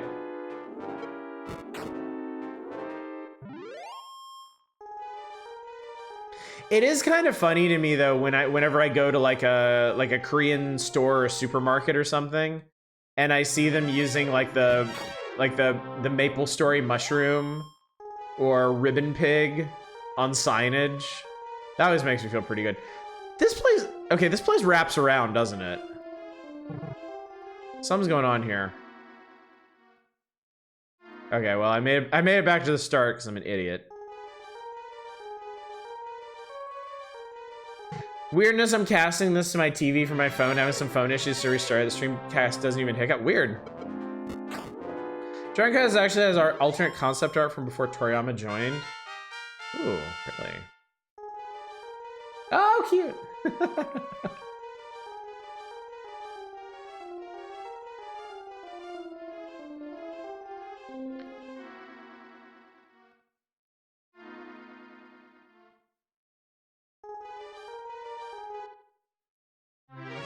My lord, Maple Story, I haven't thought about that in eons. I think about it a lot. I work on that game, so. I think Toriyama's influence massively improved the vibe for better versus the played serious creepy skull slimes. Yeah, yeah. Yeah, Dragon Quest definitely wouldn't be what it is if it had taken a more serious tone towards fantasy, which is what makes it so interesting that like in the West, they tried to market it as a really grim, serious RPG.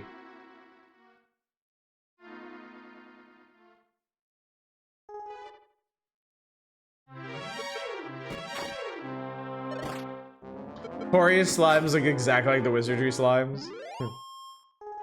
Invisible Stalker for D&D actually drew the art for the from the monster manual.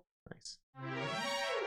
Cozy fantasy is probably your favorite setting archetype for RPGs. Fantasy but played for cute. Oh, I can definitely see that, yeah. Just the comfort factor is huge.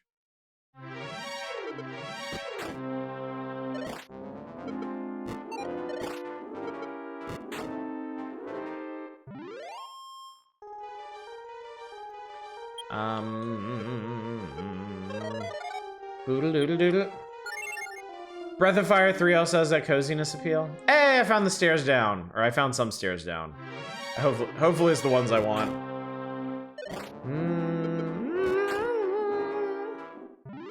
Take that, Iba.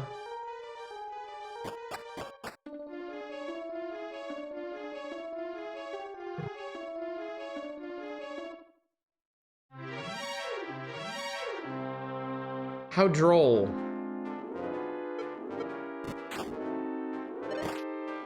Did 4 damage to me. Okay, cool. Seems like I can handle these. He has random encounters on the world map in an odd way where an exclamation mark shows up over Rita's head and you have to press X to opt into a random fight. Huh, okay. Opt-in random fights. Ooh, a skeleton! Opt-in random fights actually sounds like a good idea. Okay, I'm definitely strong enough to fight these guys. I'm just worried about attrition. Oh no, this was not the right stairs. Also, I like how the background music like lowers by a key when you go in like to a deeper floor. That's a nice touch.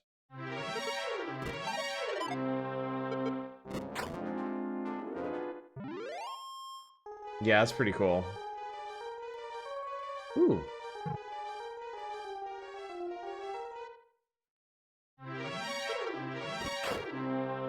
I also don't mind the random encounter rate being so high because the battles go really fast. Treasure! That's a lot of gold! Good sir, that is a lot of gold.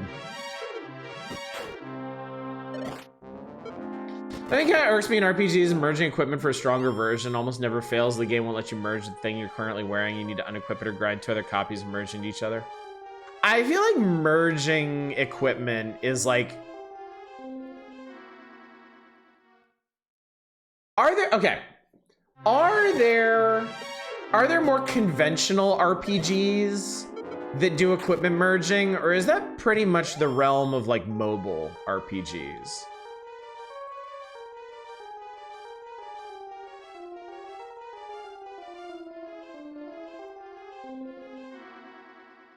Final Fantasy 9?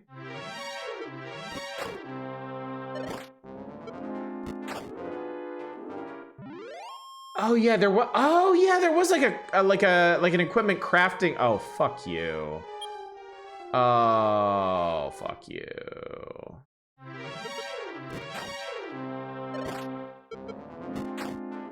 RPGs that have a good flow and not combat are good, like this, as opposed to Phantasy Star with a treasure chest.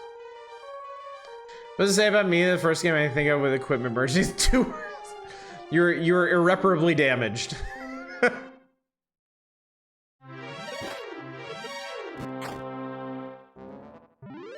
All right, well, shit. I need to leave. I need keys.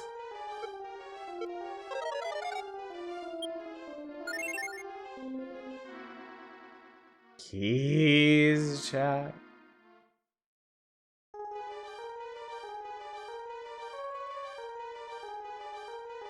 This is a big ass cave. Well, I found another way down. Is there anything cool in here?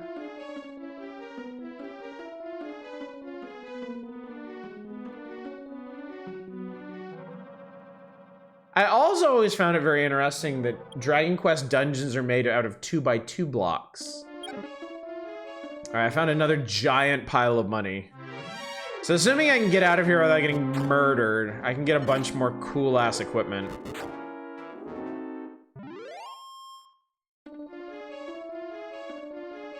Dragon Quest 1 NES was 1x1. What? I found a torch. What? A torch? Here? In this economy? Oh, I don't like it.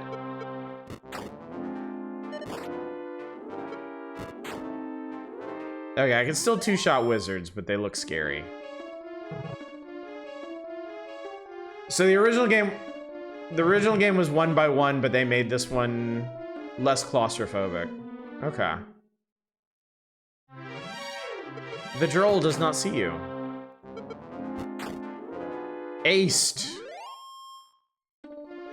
It always feels really good in RPGs once like you get going. Metro Ghost?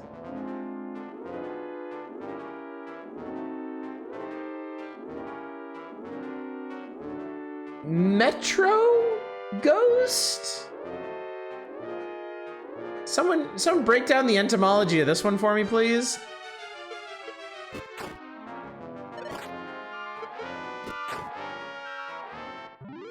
Ghost from the big city.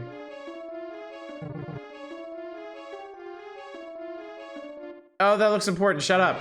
Fuck off, wizard.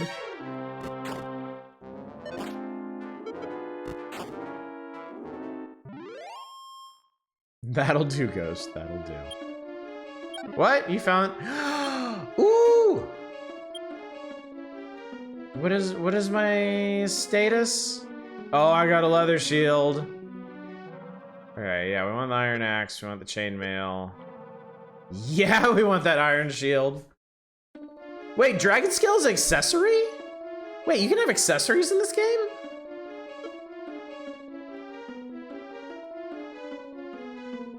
Metrosexual. Huh.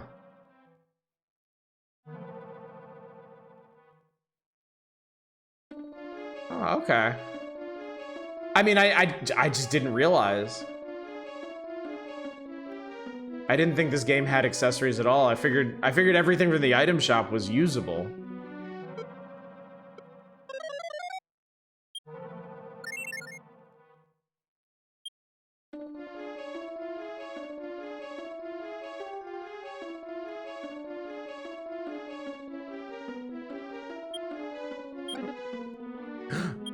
I found the warrior's ring. I bet I can equip that.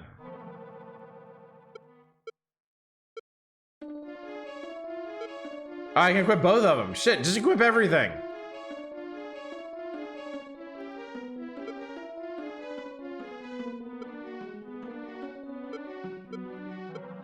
How do I... Oh, end.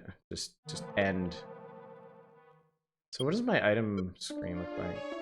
Okay. For games where such thing matters, stats are looking good. Skellington!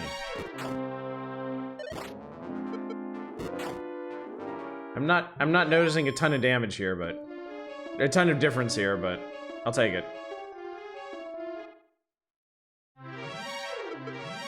Terrific move.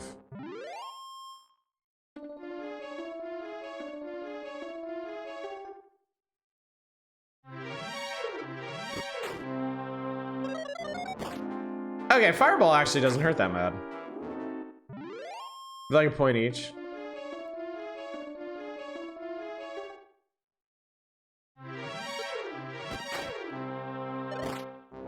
Transmogrification is a great system for games where you have stat-based equipment because you can finally just make them look the way you... Oh my god! Why is there so much treasure down here? I found a strength seed. And a magic nut. What the hell do these do? I think I'm about to run out of inventory space, so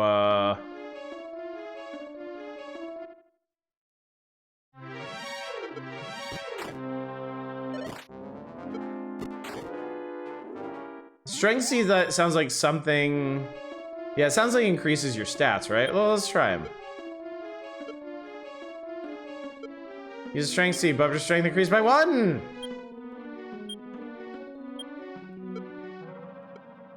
But we use a magic nut. Maximum MP increased by 4! Ooh. Not a paltry 1, but a 4.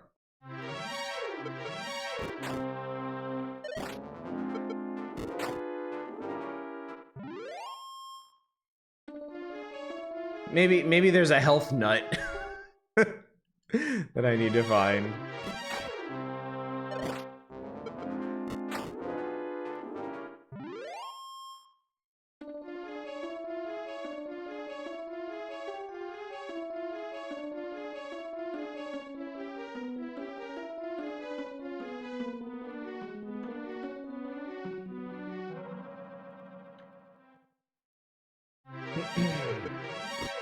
Seed of Life, it's called.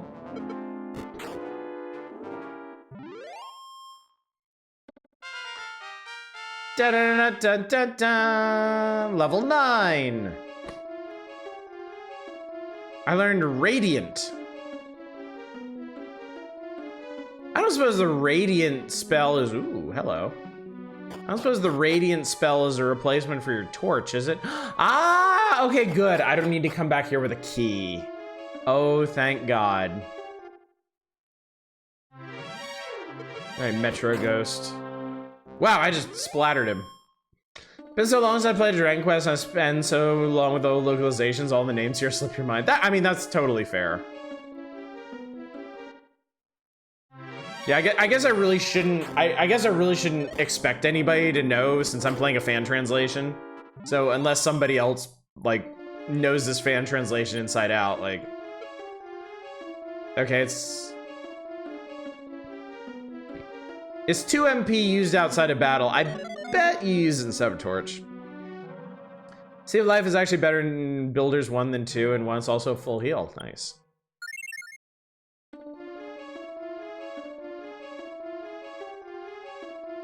Safe to make the assumption the next Kojima will be thoroughly inscrutable. Oh god, yes. Kojima doesn't do scrutable. Drakema! And how appropriate, he's colored like curry. And he exploded.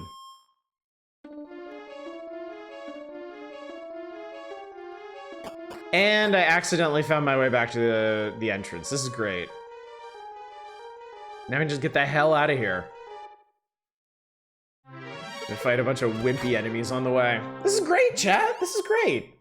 Having a great time.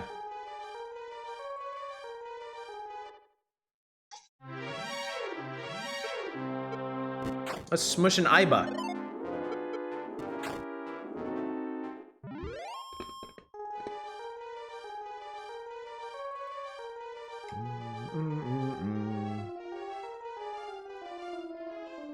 Of course, now the challenge is I have to figure out how to get out of the cave.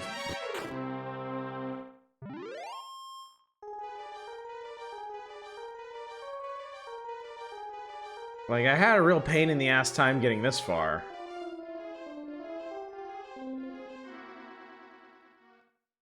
This goes the door. No, this goes to dead end. Oh, God. We may be here for some time, chat.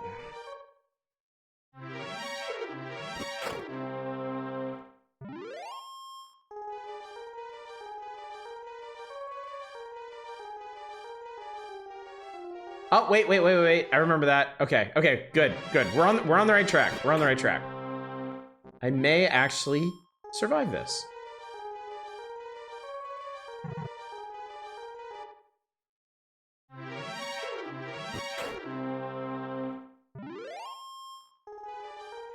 I'm pretty strong now.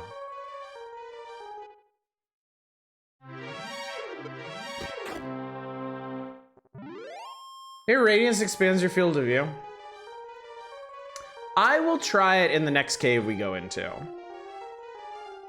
Right now, I want to make absolutely sure I have enough magic to get me out of here and back to town safe and sound.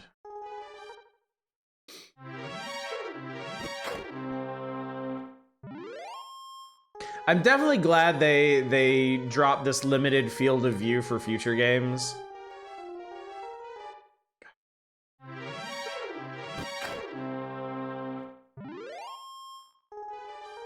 How many of y'all are excited for Death Stranding 2? I am curious.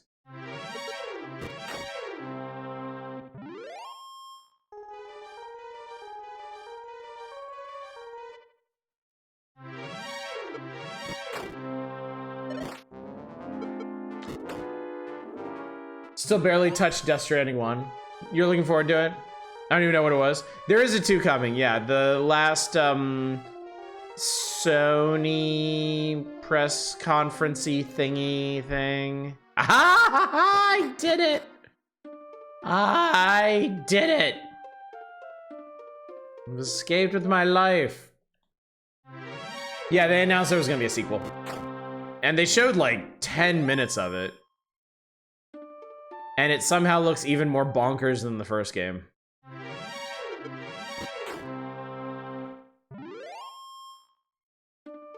Pay attention to plot summary, otherwise no. Never bothered me. Yeah, I couldn't stick with it. I liked what it was doing, but I lost interest in it eventually. Unrelated, saw a Kotaku post about Final Fantasy VIII's romance arc, and I wonder what people's favorite RPG romances were. That was a good question.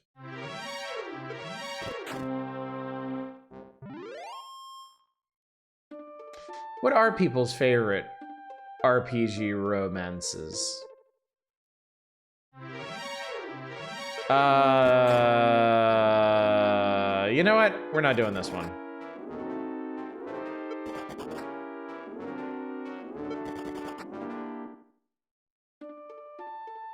Final Fantasy IV, you were like Cecil and Rosa.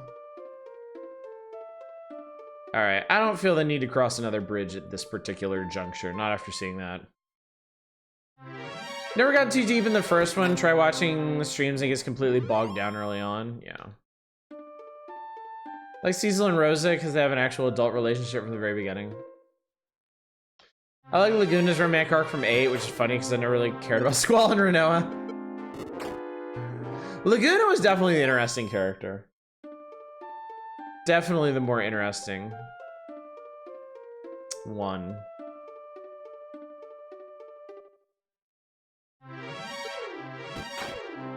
Played 8 mostly for Laguna. The Laguna sequence is really interesting, and I like where his story ended up. It was pretty cool.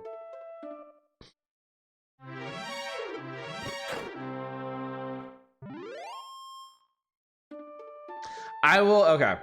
Now that other folks have answered, I will probably catch some heat over this, but I always really liked Tidus and Yuna in Final Fantasy X.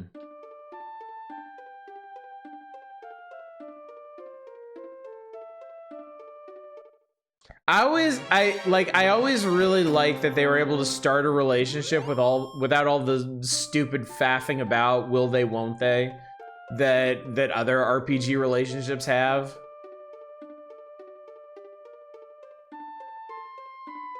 Ship's controversial pick, Queen and Zidane. Not as amusing as Zidane, so honestly and straightforwardly horny. God. Favorite RPG romances aren't canon. That's fair too. Here I have a shield. I don't want any more. All right, there was something. I think I can get like crazy good armor. Like I think with just a couple hundred more gold, I can get like steel armor, yeah, or something. No, actually, I just watched Garnet climb a ladder once. Like, I'm gonna follow that ass to the end of the earth. Yeah, I got a lot of money from schlepping through that dungeon. Also, I'm gonna save. Just in case, you know, we've been at this for 2 hours now. And God forbid I put all this time in this game and then bump table or something. It's a pretty solid romance, all the underwater sex scene. It's not a sex scene, Jesus Christ. Come on, dude.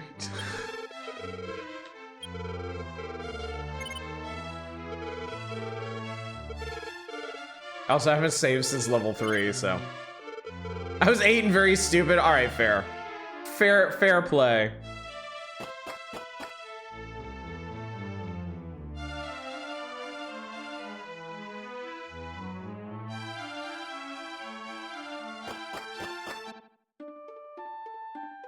Also, you know, the other thing that I hadn't really thought about very much, but upon reflection, it really works.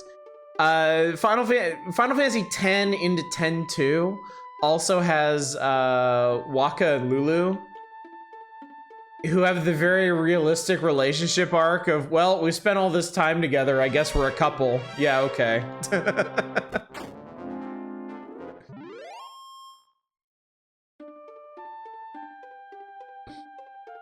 They do bang the scene, yeah, it's a very tasteful scene, and that's the important takeaway, really. That's the most important part. That poor red slime just exploded. Sounds like my buddy's second marriage.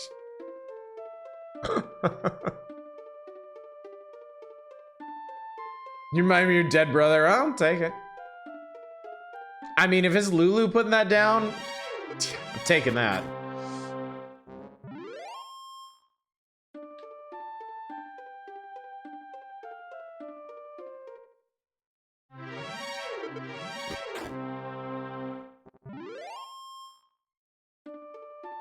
Where are we at? Just need 200 more and change. I think on Final Fantasy X, the last time I went real hard on a game at release, 6 hours or something till I realized I'd need all day, then right back into it. Good times. 10 is a very satisfying game. Like, everything about 10 feels really rich to me.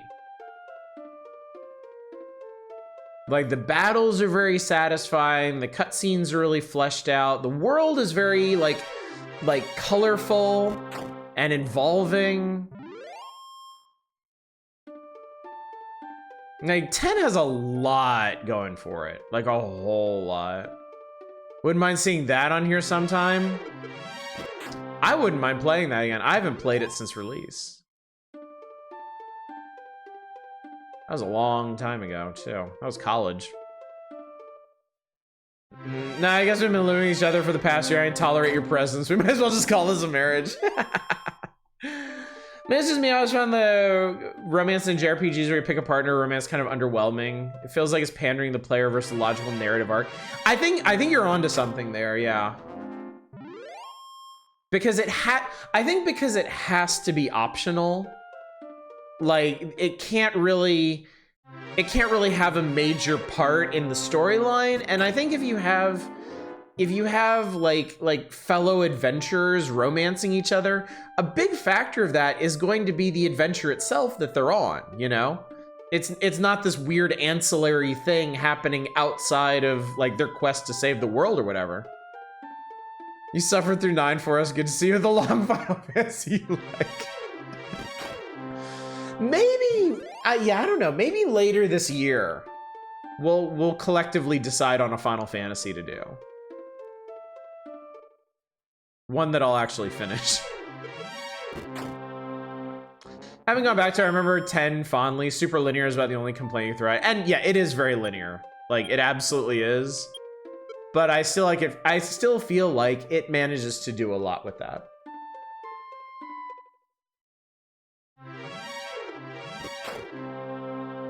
Genuinely enjoyed Final Fantasy X. You love playing Blitzball. My roommate, one of my roommates in college was huge into Blitzball.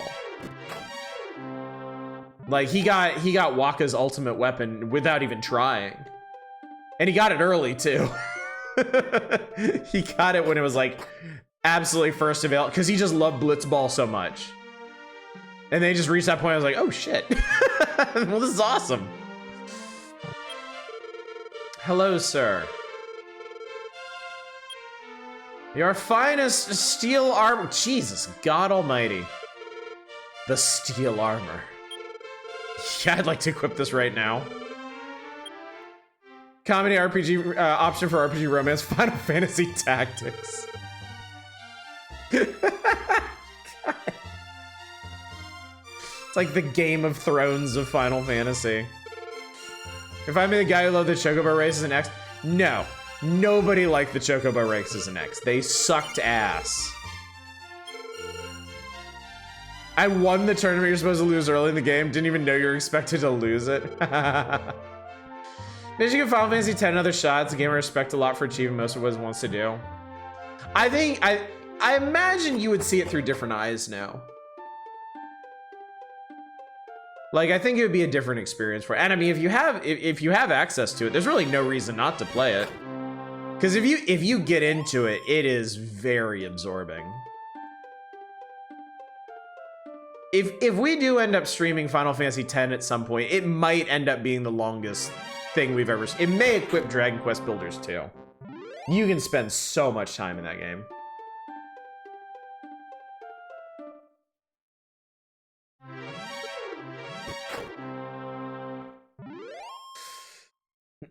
Fuck those races. I did it so many times. So I was the only one in my friend group that was actually able to beat it, so that's a lot. I can't remember if it was 9 or 10 that felt it was far too formulaic that I got bored of it. They're pretty different games, so I think it really depends. Like, I couldn't guess which one it was. All right, I'm gonna try going this way. This may be a mistake, I don't know, but I'm going this way. Oh wow, you even get a poison background. That's great. You play the international version, is more to do? That's what I've never played the international version. And I would be very interested to try that, because I know the international version, like in the original version of Final Fantasy X, everyone has their own path on the sphere grid.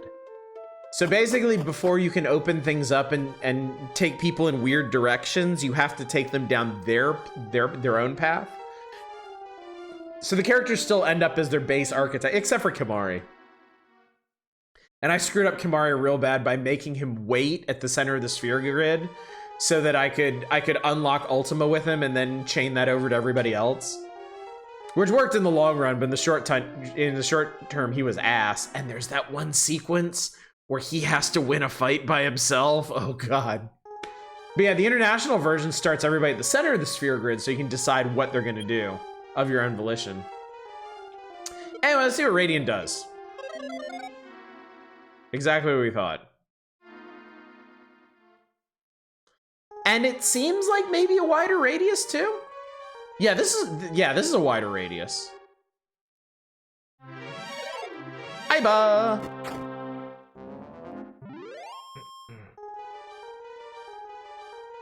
Part of why I do respect X's linearity a bit more, even if it's not your preference, it has a lot of secrets packed within it. Yeah, we were talking about this the other night. As linear as 10 is, it does a lot with its linearity. Like, there's a lot to do even within those linear zones. Oh God, they redid this whole thing, didn't they? Because this used to be just like a straight hallway, right? Fucking keys, man. Don't do this to me.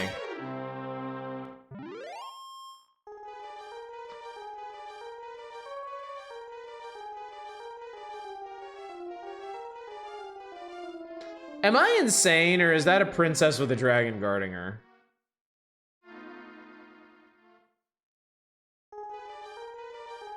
I love classic JRPGs. This is generally my jam. Is 9, maybe it was 9 after coming out of 7 and 8. I was like, can we try something new? 9, yeah, 9 is this weird mix of like systems from 7 and 8, like systems that evolved out of 7 and 8, but trying real hard to cast back to classic RPGs. So I think one problem that I had with 9 is that I actually liked what 7 and 8 were trying to do. So it felt very strange to me that 9 was trying to like turn back the clock to older RPGs. That is the princess. Save the princess, not the end game goal. You do it along the way. Oh, okay. And yeah, you love 9 because hey, it was 7 and 8 were doing. Say that. That all makes sense. That all tracks. The fuck, you're nearly able to tackle the final dungeon level, if I recall. What, at level 9? What level do you need to be to kill King Dargan? No, I was very much trying to pick and choose the best in the entire franchise at that point. I just wish they got a chance to finish it.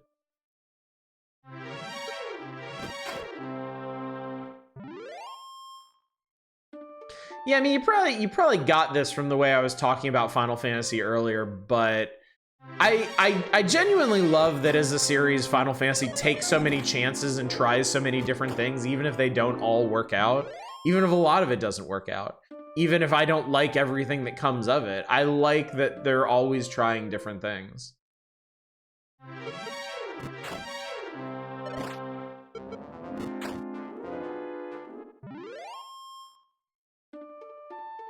Time of the final boss level is 1720. Okay, cool. Cool. This is the town of Rimuldar. Where's the keymaster? I am the gatekeeper. And you know there's a small monolith to the northwest of the village of... Yeah, I know. Strange old man's living all... Yeah, I know. What you got, chief? He's got to steal... Oh, God, there's magic armor. Oh, Christ. Oh, God, there's magic armor. Fuck my life, there's magic armor. Wait, is that the same... Oh, I bet it makes you magic resistant. Who is Uldar? I don't know, but he's a lucky motherfucker. Traveling merchant, this looks like a good place to trade my wares. Welcome, this is an item shop. Do you have... No. No, you don't. You do have the Wing of the Chimera, which I might grab. I think 9 is also a perfect grand finale to the era of Final Fantasy it's in. Hey, sir, you don't look familiar. If you're a traveler, I suggest you seek lodging at my mother's inn. I see what you're getting at. The way it takes elements from 7 and 8 and mixes them in with a more classic story and feel. Grand finale, goodbye that style Final Fantasy where X happens, yeah. Yeah, get out of here while I'm getting... Why are we such pervs in this? Yeah, I get what you're saying. I just don't feel it. Your appearance seems to be an admirer of the hero Roto. However, in reality, the personal history of Roto is clouded in mystery. I heard a story that he just arrived one day from another land. I think I would have preferred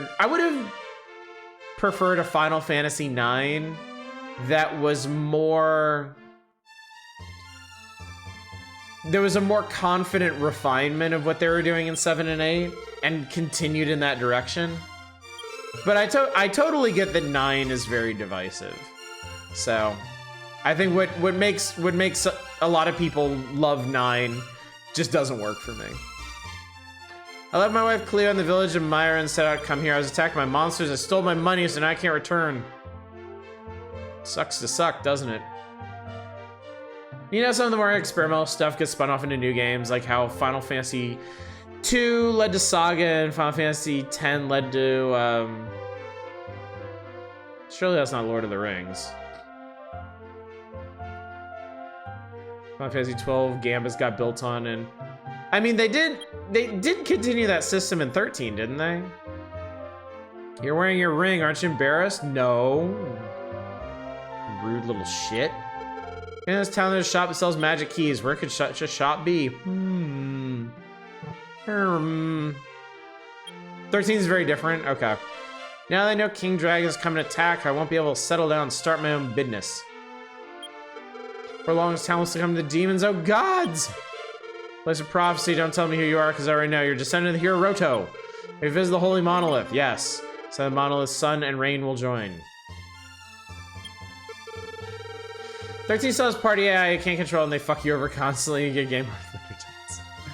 Maybe some weapons and armor in this world are formidable enough to stand up against King Dragon. I mean, I played 13. I played 13 enough to know it is not great. Isn't there something like... I think it's something else. Never played the Third Age. Straight up has the exact same combat system as 10. Oh, okay. That's just me shitposting. According to the ancient legend, Roto traveled the western tip of this land and created a rainbow bridge. I also heard he entered the darkness for a hidden passage in the evil king's room. Traveler, if you meet with a descendant of Roto, please tell them what I've just said. For sure they should find it of some use. Okay, so I need to get outside the bounds of this place. 13 is a game where if I fuck up, I genuinely can't tell why I failed. If I win later, I genuinely can't tell why I did differently on Kiss of Death. I actually like the combat system in 13. I thought it was honestly pretty neat. What I didn't like about 13 was the characters. Because they all suck. They are all terrible.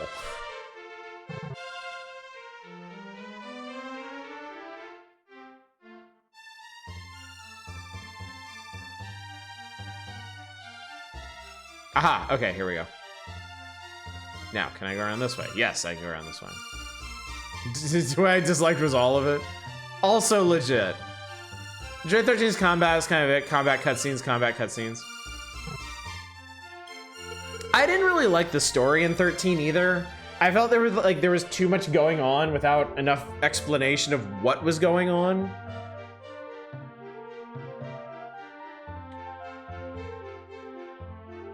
Like, the whole start of Final Fantasy 13 is just a goddamn fever dream. There's like, you're in this like city that's hanging from the ceiling of a cave, and they've got this big floating monolith that's a god or something, and there's a big fight. I don't even remember who's fighting. There's a big fight between people, and you end up inside the big monolith god, and it's like, hey, what's up? And you're like, oh no, we've been cursed, and everybody hates you now, and I don't fucking know what's going on in that game.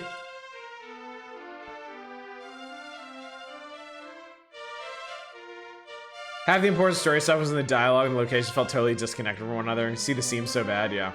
What's my girlfriend doing? She's late. Oh, this is bad. If you meet a girl named Nana, please tell her I'm waiting here. All right, rock. 13 is the peak of all your frustrations of the series. They change systems that work, systems that just don't. It would be quirky. I mean, again, they're always trying something new, and I respect that. Key is only 16 gold? Yes. How many can I hold? Do they stack? How many do I have? I have 6. Oh, fuck. I have 6 magic keys. This is amazing. This isn't Dragon Quest 1 anymore, and thank Christ for that. All right, keys. I am all keyed up, chat. I am keyed to the gills. All right. Well, stacking items is hot as hell. That's super exciting. I'm gonna load up on medical herbs and buy like 2 of those wings or something.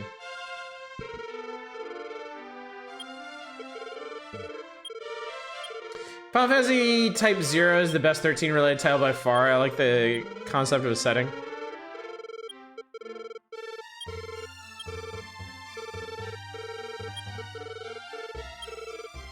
Single brain cell.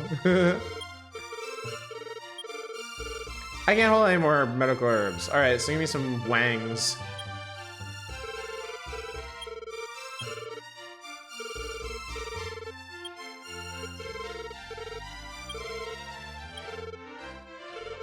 Cool, we're done here. Oh, the wings don't stack. Okay. Well, hopefully that's not going to be a huge problem. You know, keys are that cheap. Let's see what's going on in here. The rain sent me to Rainbow Bridge will be made. That was an ancient legend passed down here in Elfgard. Also, I heard a story that stones of sunlight sleep within Ratatome Castle.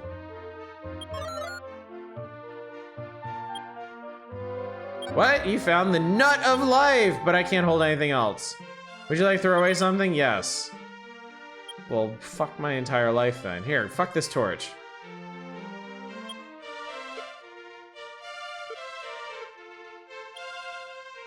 Hell yes. Oh no, I left town. I'm so stupid. Do do do da da da da. Oh, you're this. Can't believe Rock is late again. What the hell is he doing? Harumph. Oh, Rock is waiting somewhere else? I'm always so rash. Please find Rock. I'll be waiting here. Oh, I need to go back to him. Side quest. Stuff like the crystals being morally ambiguous gods that regularly wipe people's memories, including memories of anyone who died, to prevent people from being sad. One of the main reasons people want to be crystals chosen is to exempt you from your regularly scheduled brainwashing at the expense of slowly draining your humanity. You make it sound like a Star Trek episode.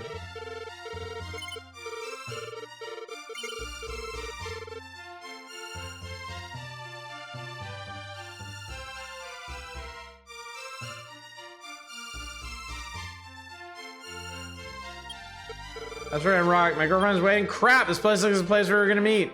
She's probably so pissed. Sounds like she is. Thanks for telling me. I show my thanks. I'll tell you something good. Walk 4 paces south of the bath in Myra. And search around. You should find a good item. 4 paces south of the bath in Myra. Interesting. Anyway, what else we got down here? It's a Goldman's! How scary is Goldman's? Ow! Fuck me. Ow!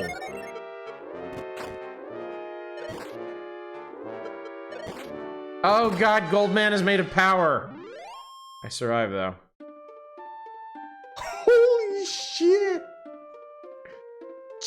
Jesus Christ!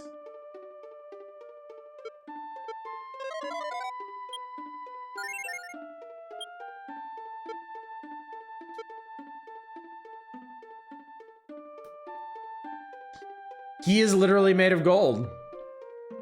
He also punches really goddamn hard.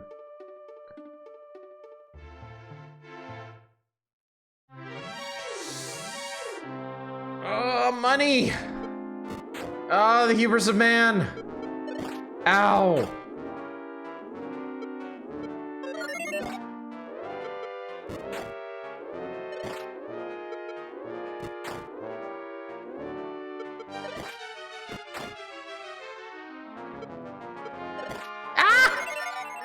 It's terrifying!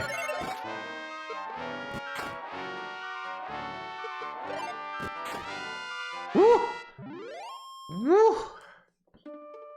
No, I just made 1,300 gold in about a minute. Type 0 takes all chosen by fate stuff. 13 simplifies the lore into stuff actually explainable by to humans. Does interesting stuff with the simplified explanations. Will I regret this? Well, that's an undead. 10 damage. Okay. Okay.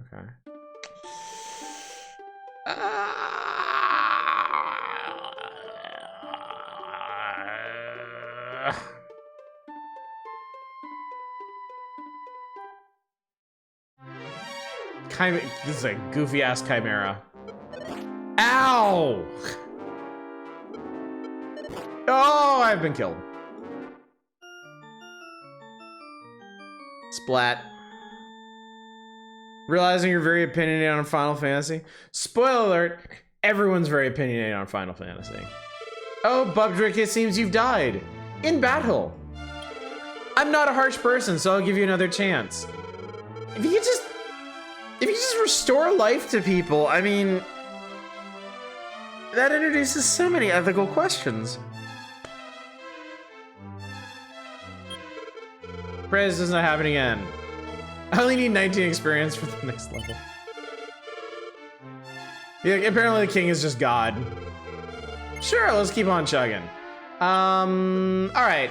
So I lost like 650 gold. Not that big a deal. I know where to get more. Also, we're in a place that is important.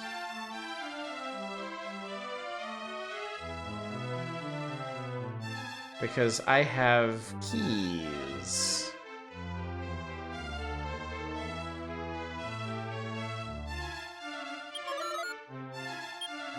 You're a true hero, you won't steal anything. Way to fucking call me out, dude.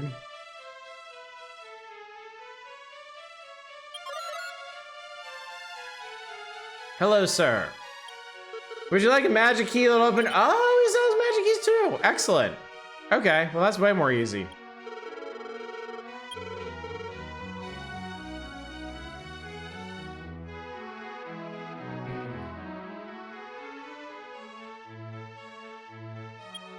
Much danger if you advance past this point, your strength will be drained considerably. If you have enough courage, come on through. Come on through! Remember an underground chamber? I heard there's one somewhere in this castle. You're traveling such a difficult journey at a young age. The least I can do is pray for your safety. Thanks. More expensive here, but still cheaper than the cheapest ones in NES.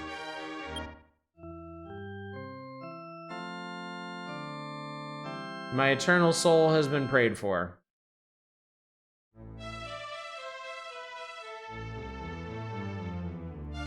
So, alright, I have my max health. No, I don't need you to search.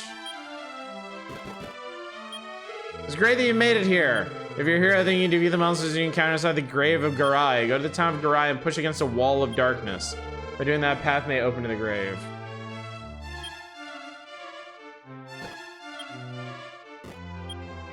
Jesus, dude.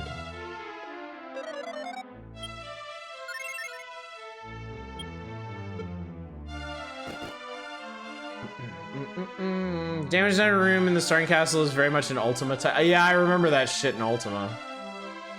Alright, well anyway, let's stock back up on keys.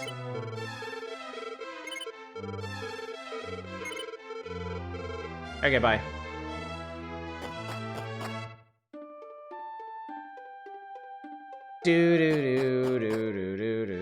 Okay, so there's things I should do in Garai and Myra. If I remembers correctly.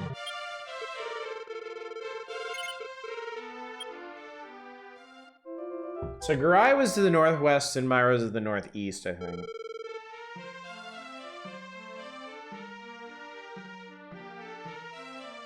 Let's go northeast, because I think the next thing I'm going to do is explore more of the western continent. Feels roughly as Ultima has aged. Sometimes I still kind of appreciate playing the games. It's cool. As hell to be able to look at later games and instantly go, oh, that's where you got that idea from. I'm not sure I will ever be able to get into the Ultima games. I think they might just not be a style I'm really into.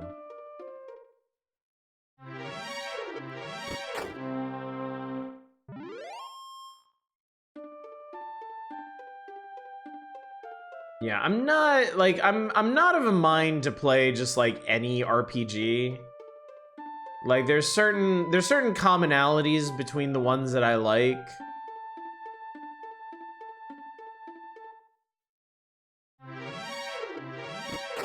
Like even amongst JRPGs, as much as I like Final Fantasy, and yeah, I'm enjoying this right now. But I think there's a fair number of JRPGs I wouldn't really be able to get into either. Because they just don't have the same feel or the same pace to them. Really well done retrospective series going into the games and their historical content by a YouTuber called Majular. Oh, the history of Sierra. Oh, that's cool. I learned Stop Spell.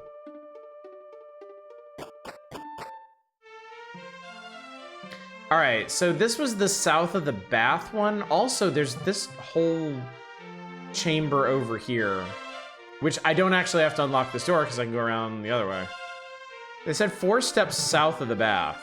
So 1, 2, 3, 4. I hope they meant here. I found the fairy flute. Cool. Oh my god, it actually floats up above your head. Neat. I don't know what this is for, though. Alright, weirdo, what's your deal? No! Got thrown a bit for a loop when I first started playing Ultima 4, and so I had to keep stock of food. Having previously been too used to the enhanced version, you also need to pre-mix spell ingredients. Wow. Yeah, that sounds extra crunchy.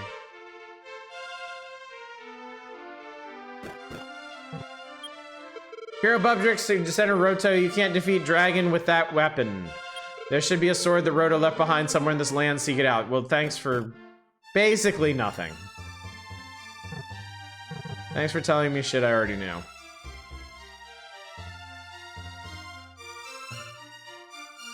Oh, is this the item guy? It's puffing.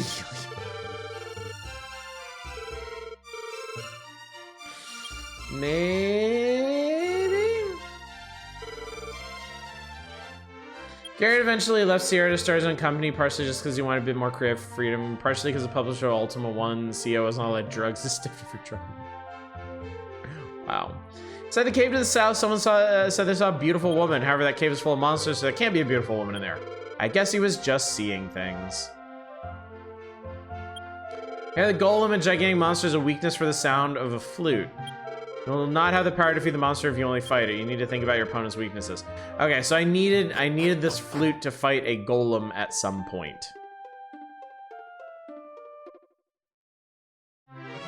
Good to know, I guess.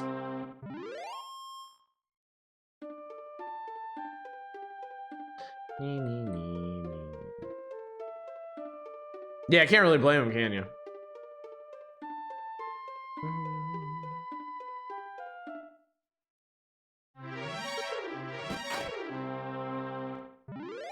Broom.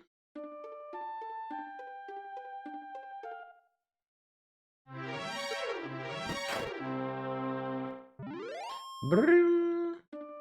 You know, considering how much they changed this game for the Super NES port, I have to assume they changed Dragon Quest II even more. Like, do y'all know if they made any like major balancing changes to Dragon Quest II? For the Super NES version.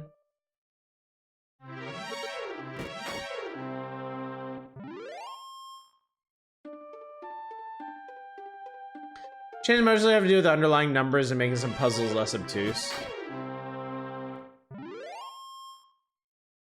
There is some really obtuse shit in that game, to be fair.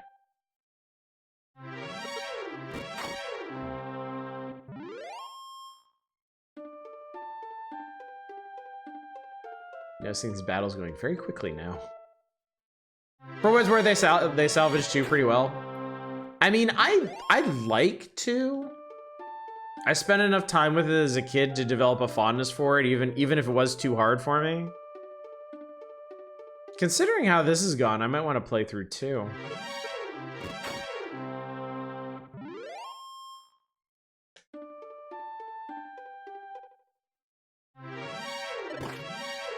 Also, if we're being honest here, my wife is a big Dragon Quest fan, and she actually beat my version of Dragon Quest on the NES. So. Holy shit, look at this place. Is there a desire to venture into the grave of Garai? The sound of the silver harp can call monsters and send them rushing to you. Stop your journey now and leave this place! A long time ago, I traveled to a town called Domdora. I spent the most wonderful time at an inn run by a delightful old man. I wonder how he's doing now. They're all dead. Is the answer to the grave of Garai, you ask? Or I bet that I can't tell you that. Try searching for yourself. Hello, sir. Ah, it's a thief. The world will be completely destroyed anyways. I don't think you profit from my money. I don't want your fucking money.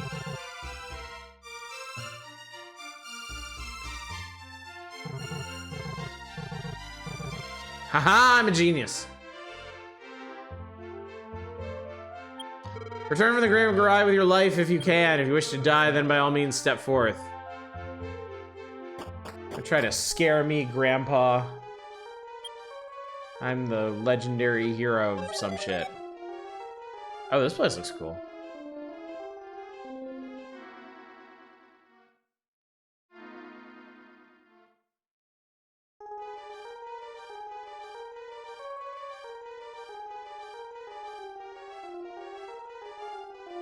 I was about to say, there are monsters down here, right? Legendary. I could go for a legendary hero right now. That'd be delicious. Man, the backgrounds for this place are super badass. I love them. Kind of love the adventure game style progression in the Dragon Quest. They do a good job of rewarding observation, keeping mental notes, also while making it not too obscure. Well, the remakes make it not too obscure. Let's be fair here. Like, good fucking luck finding all 5 of the crests in Dragon Quest II on your own.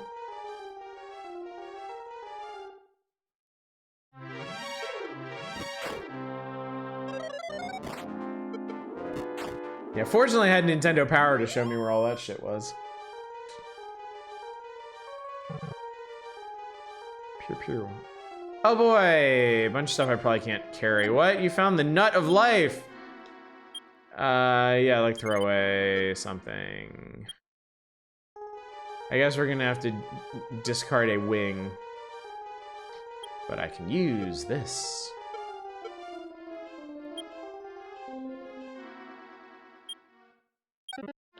Big pile of gold. Wait, what?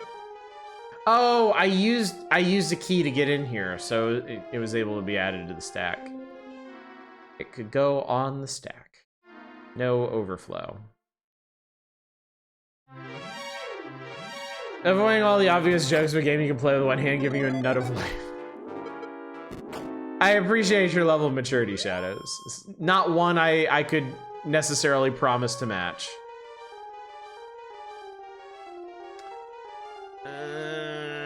Fine.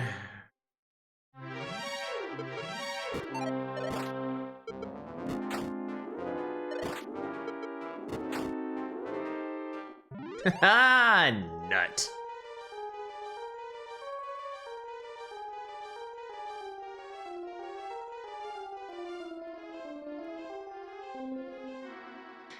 If torch is on wall, then why dark?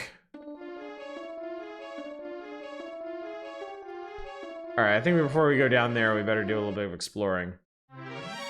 Oh, shit. Okay.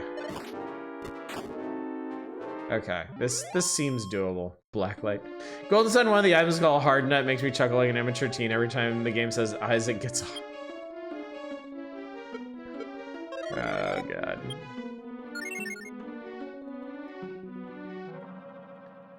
Oh, it's gonna be like a maze.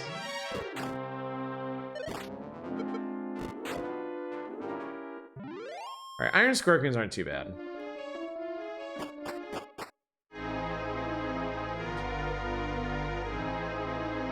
Wow, the music.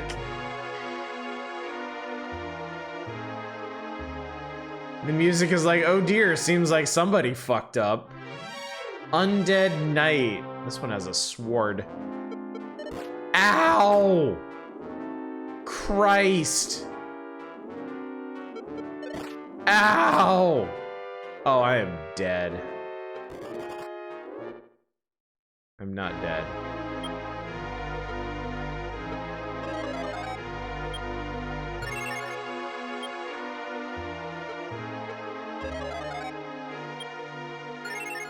Nothing in Mega Man's Battle Network where the way the main character is Mega Man enters computer programs by jacking in.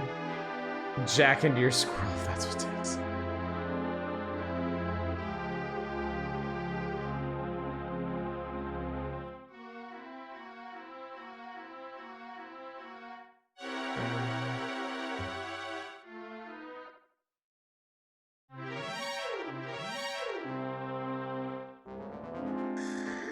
Beware, chat, the dreaded wolf mammal.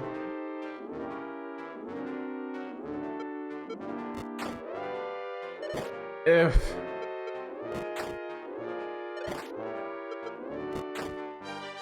Okay, I can technically defeat them, but boy, it's a stretch.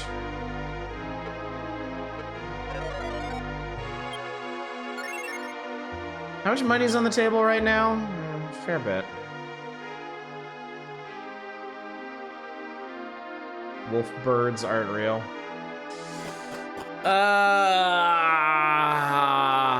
I'm not sure I can do this just yet.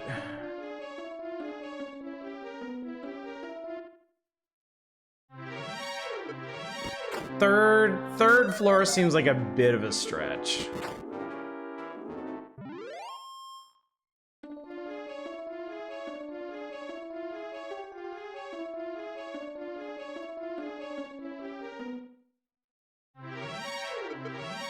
Wolfbird's got nards. He also lets you install a humor module in Mega Man, makes him speak nothing but puns over the course of the game. You watch land slowly go insane. So that's pretty funny. Okay, wait, I did actually miss something in here. Oh, it's a normal wolf, not a mammal. It's a non-mammalian wolf. I'm not really sure how to interpret this, but...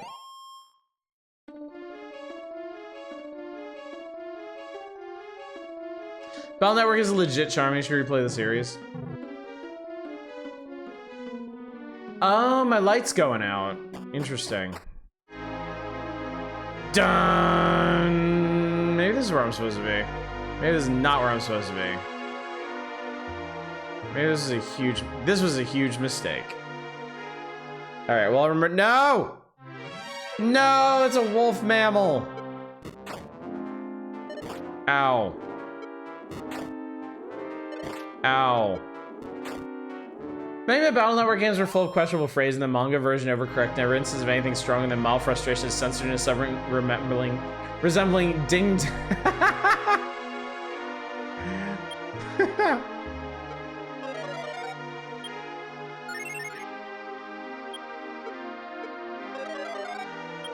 I think the wolf types are vulnerable to sleep. Now, what kind of sleep is it? Like, if I smack somebody who's asleep, will they immediately wake back up?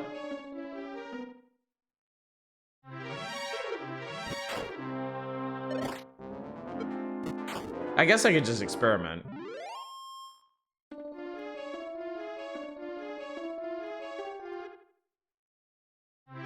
Smacking them will not necessarily wake them up.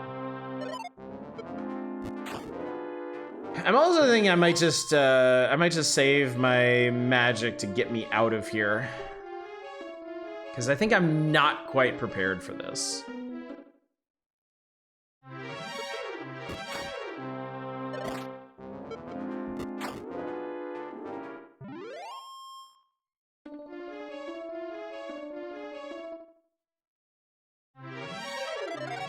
Ow. Just a mostly random number of turns. Oh, like the magic wall in Phantasy Star. My stupid deceptive magic wall.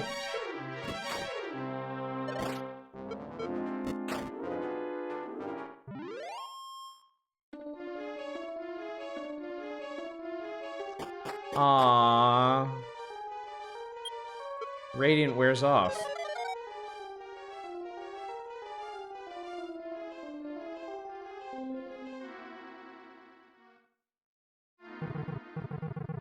Whoops. I got rather attached to that wall. Drakima! Kind of surprised how much Battle Network got away with the times for an E-Raid series.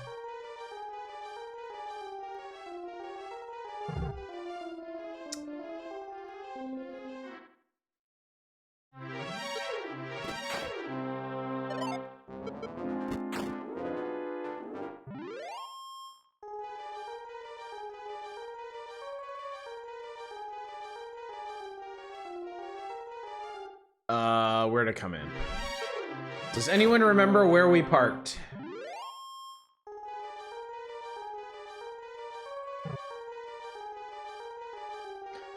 Also, the way these dungeons like wrap around does not really help.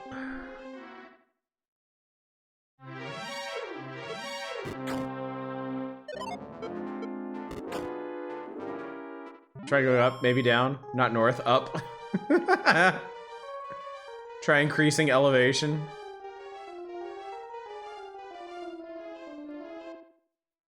Well, now I'm in a part of the dungeon I was never in before.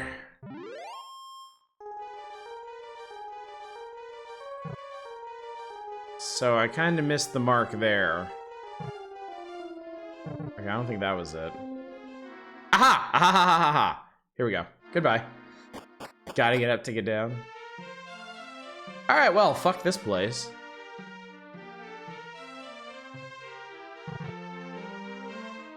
Need more power.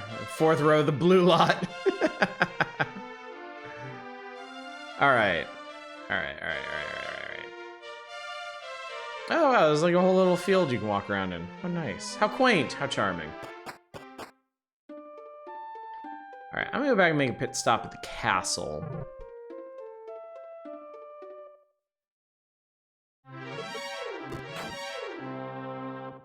Curious what y'all's favorite JRPG dungeons are. Dungeons. Favorite dungeons. That's a good question.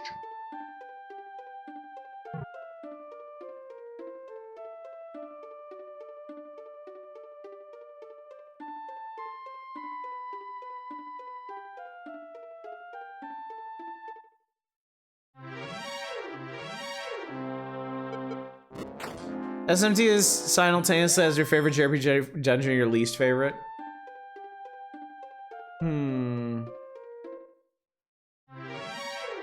The first thing that comes to mind for me is Kefka's Tower. Because there's a lot going on in Kefka's Tower, and I remember being totally blown away as a kid when I realized what it was made of. And like recognizing stuff in it. That was really, really cool.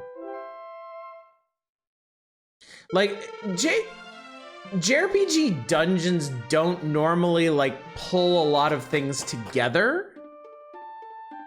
Like it doesn't, like the dungeon itself doesn't normally like pull together the plot threads and like wrap up a bunch of stuff. It's usually just the dungeon.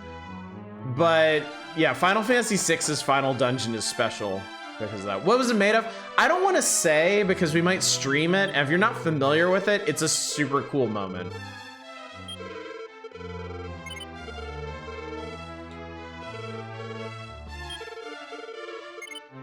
You know, chat, I think I'm gonna go ahead and end here. Because I think next on the docket is either another fair spate of grinding or a trip to the southwestern corner of the map. Oh, you played it before and legit forgot? When you're tired, it's a bad idea to continue on in battle. Even soldiers must get their rest. I shall await your return, Bubrick.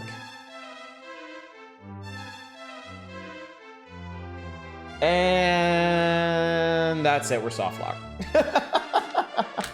We can now safely power off the system. So. I'm trying to think of other dungeons that I really, really liked.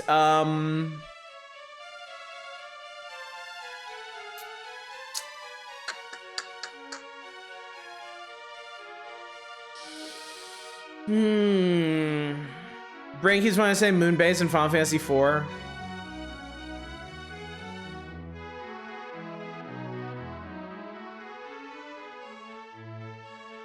I like the towers in Final Fantasy IV. The Tower of Zot and the Tower of Babel. I thought both of those were cool. What else? I really liked, I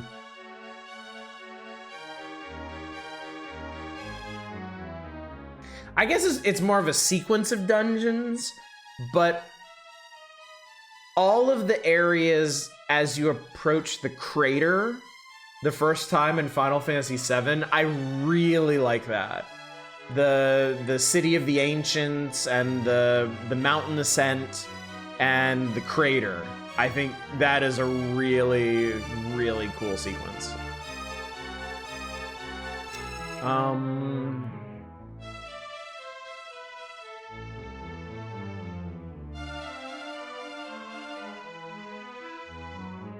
I can't remember if there were any really cool dungeons in 10. I remember the puzzle shrines.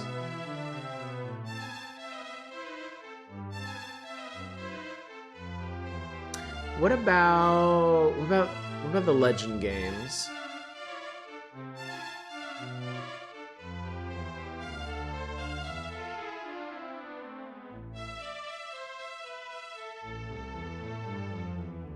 The Legend games have some neat dungeons in them. Mainly neat by concept.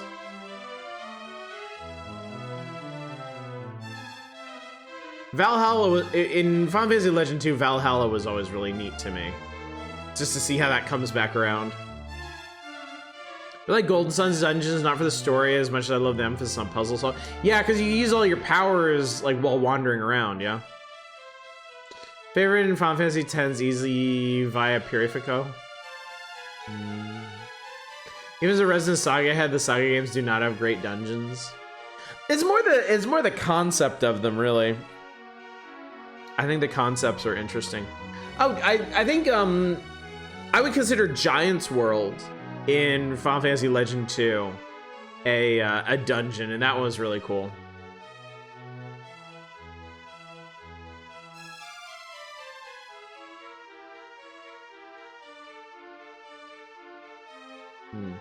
I'll have to ponder this question some more. It's a good question. It's a very interesting question.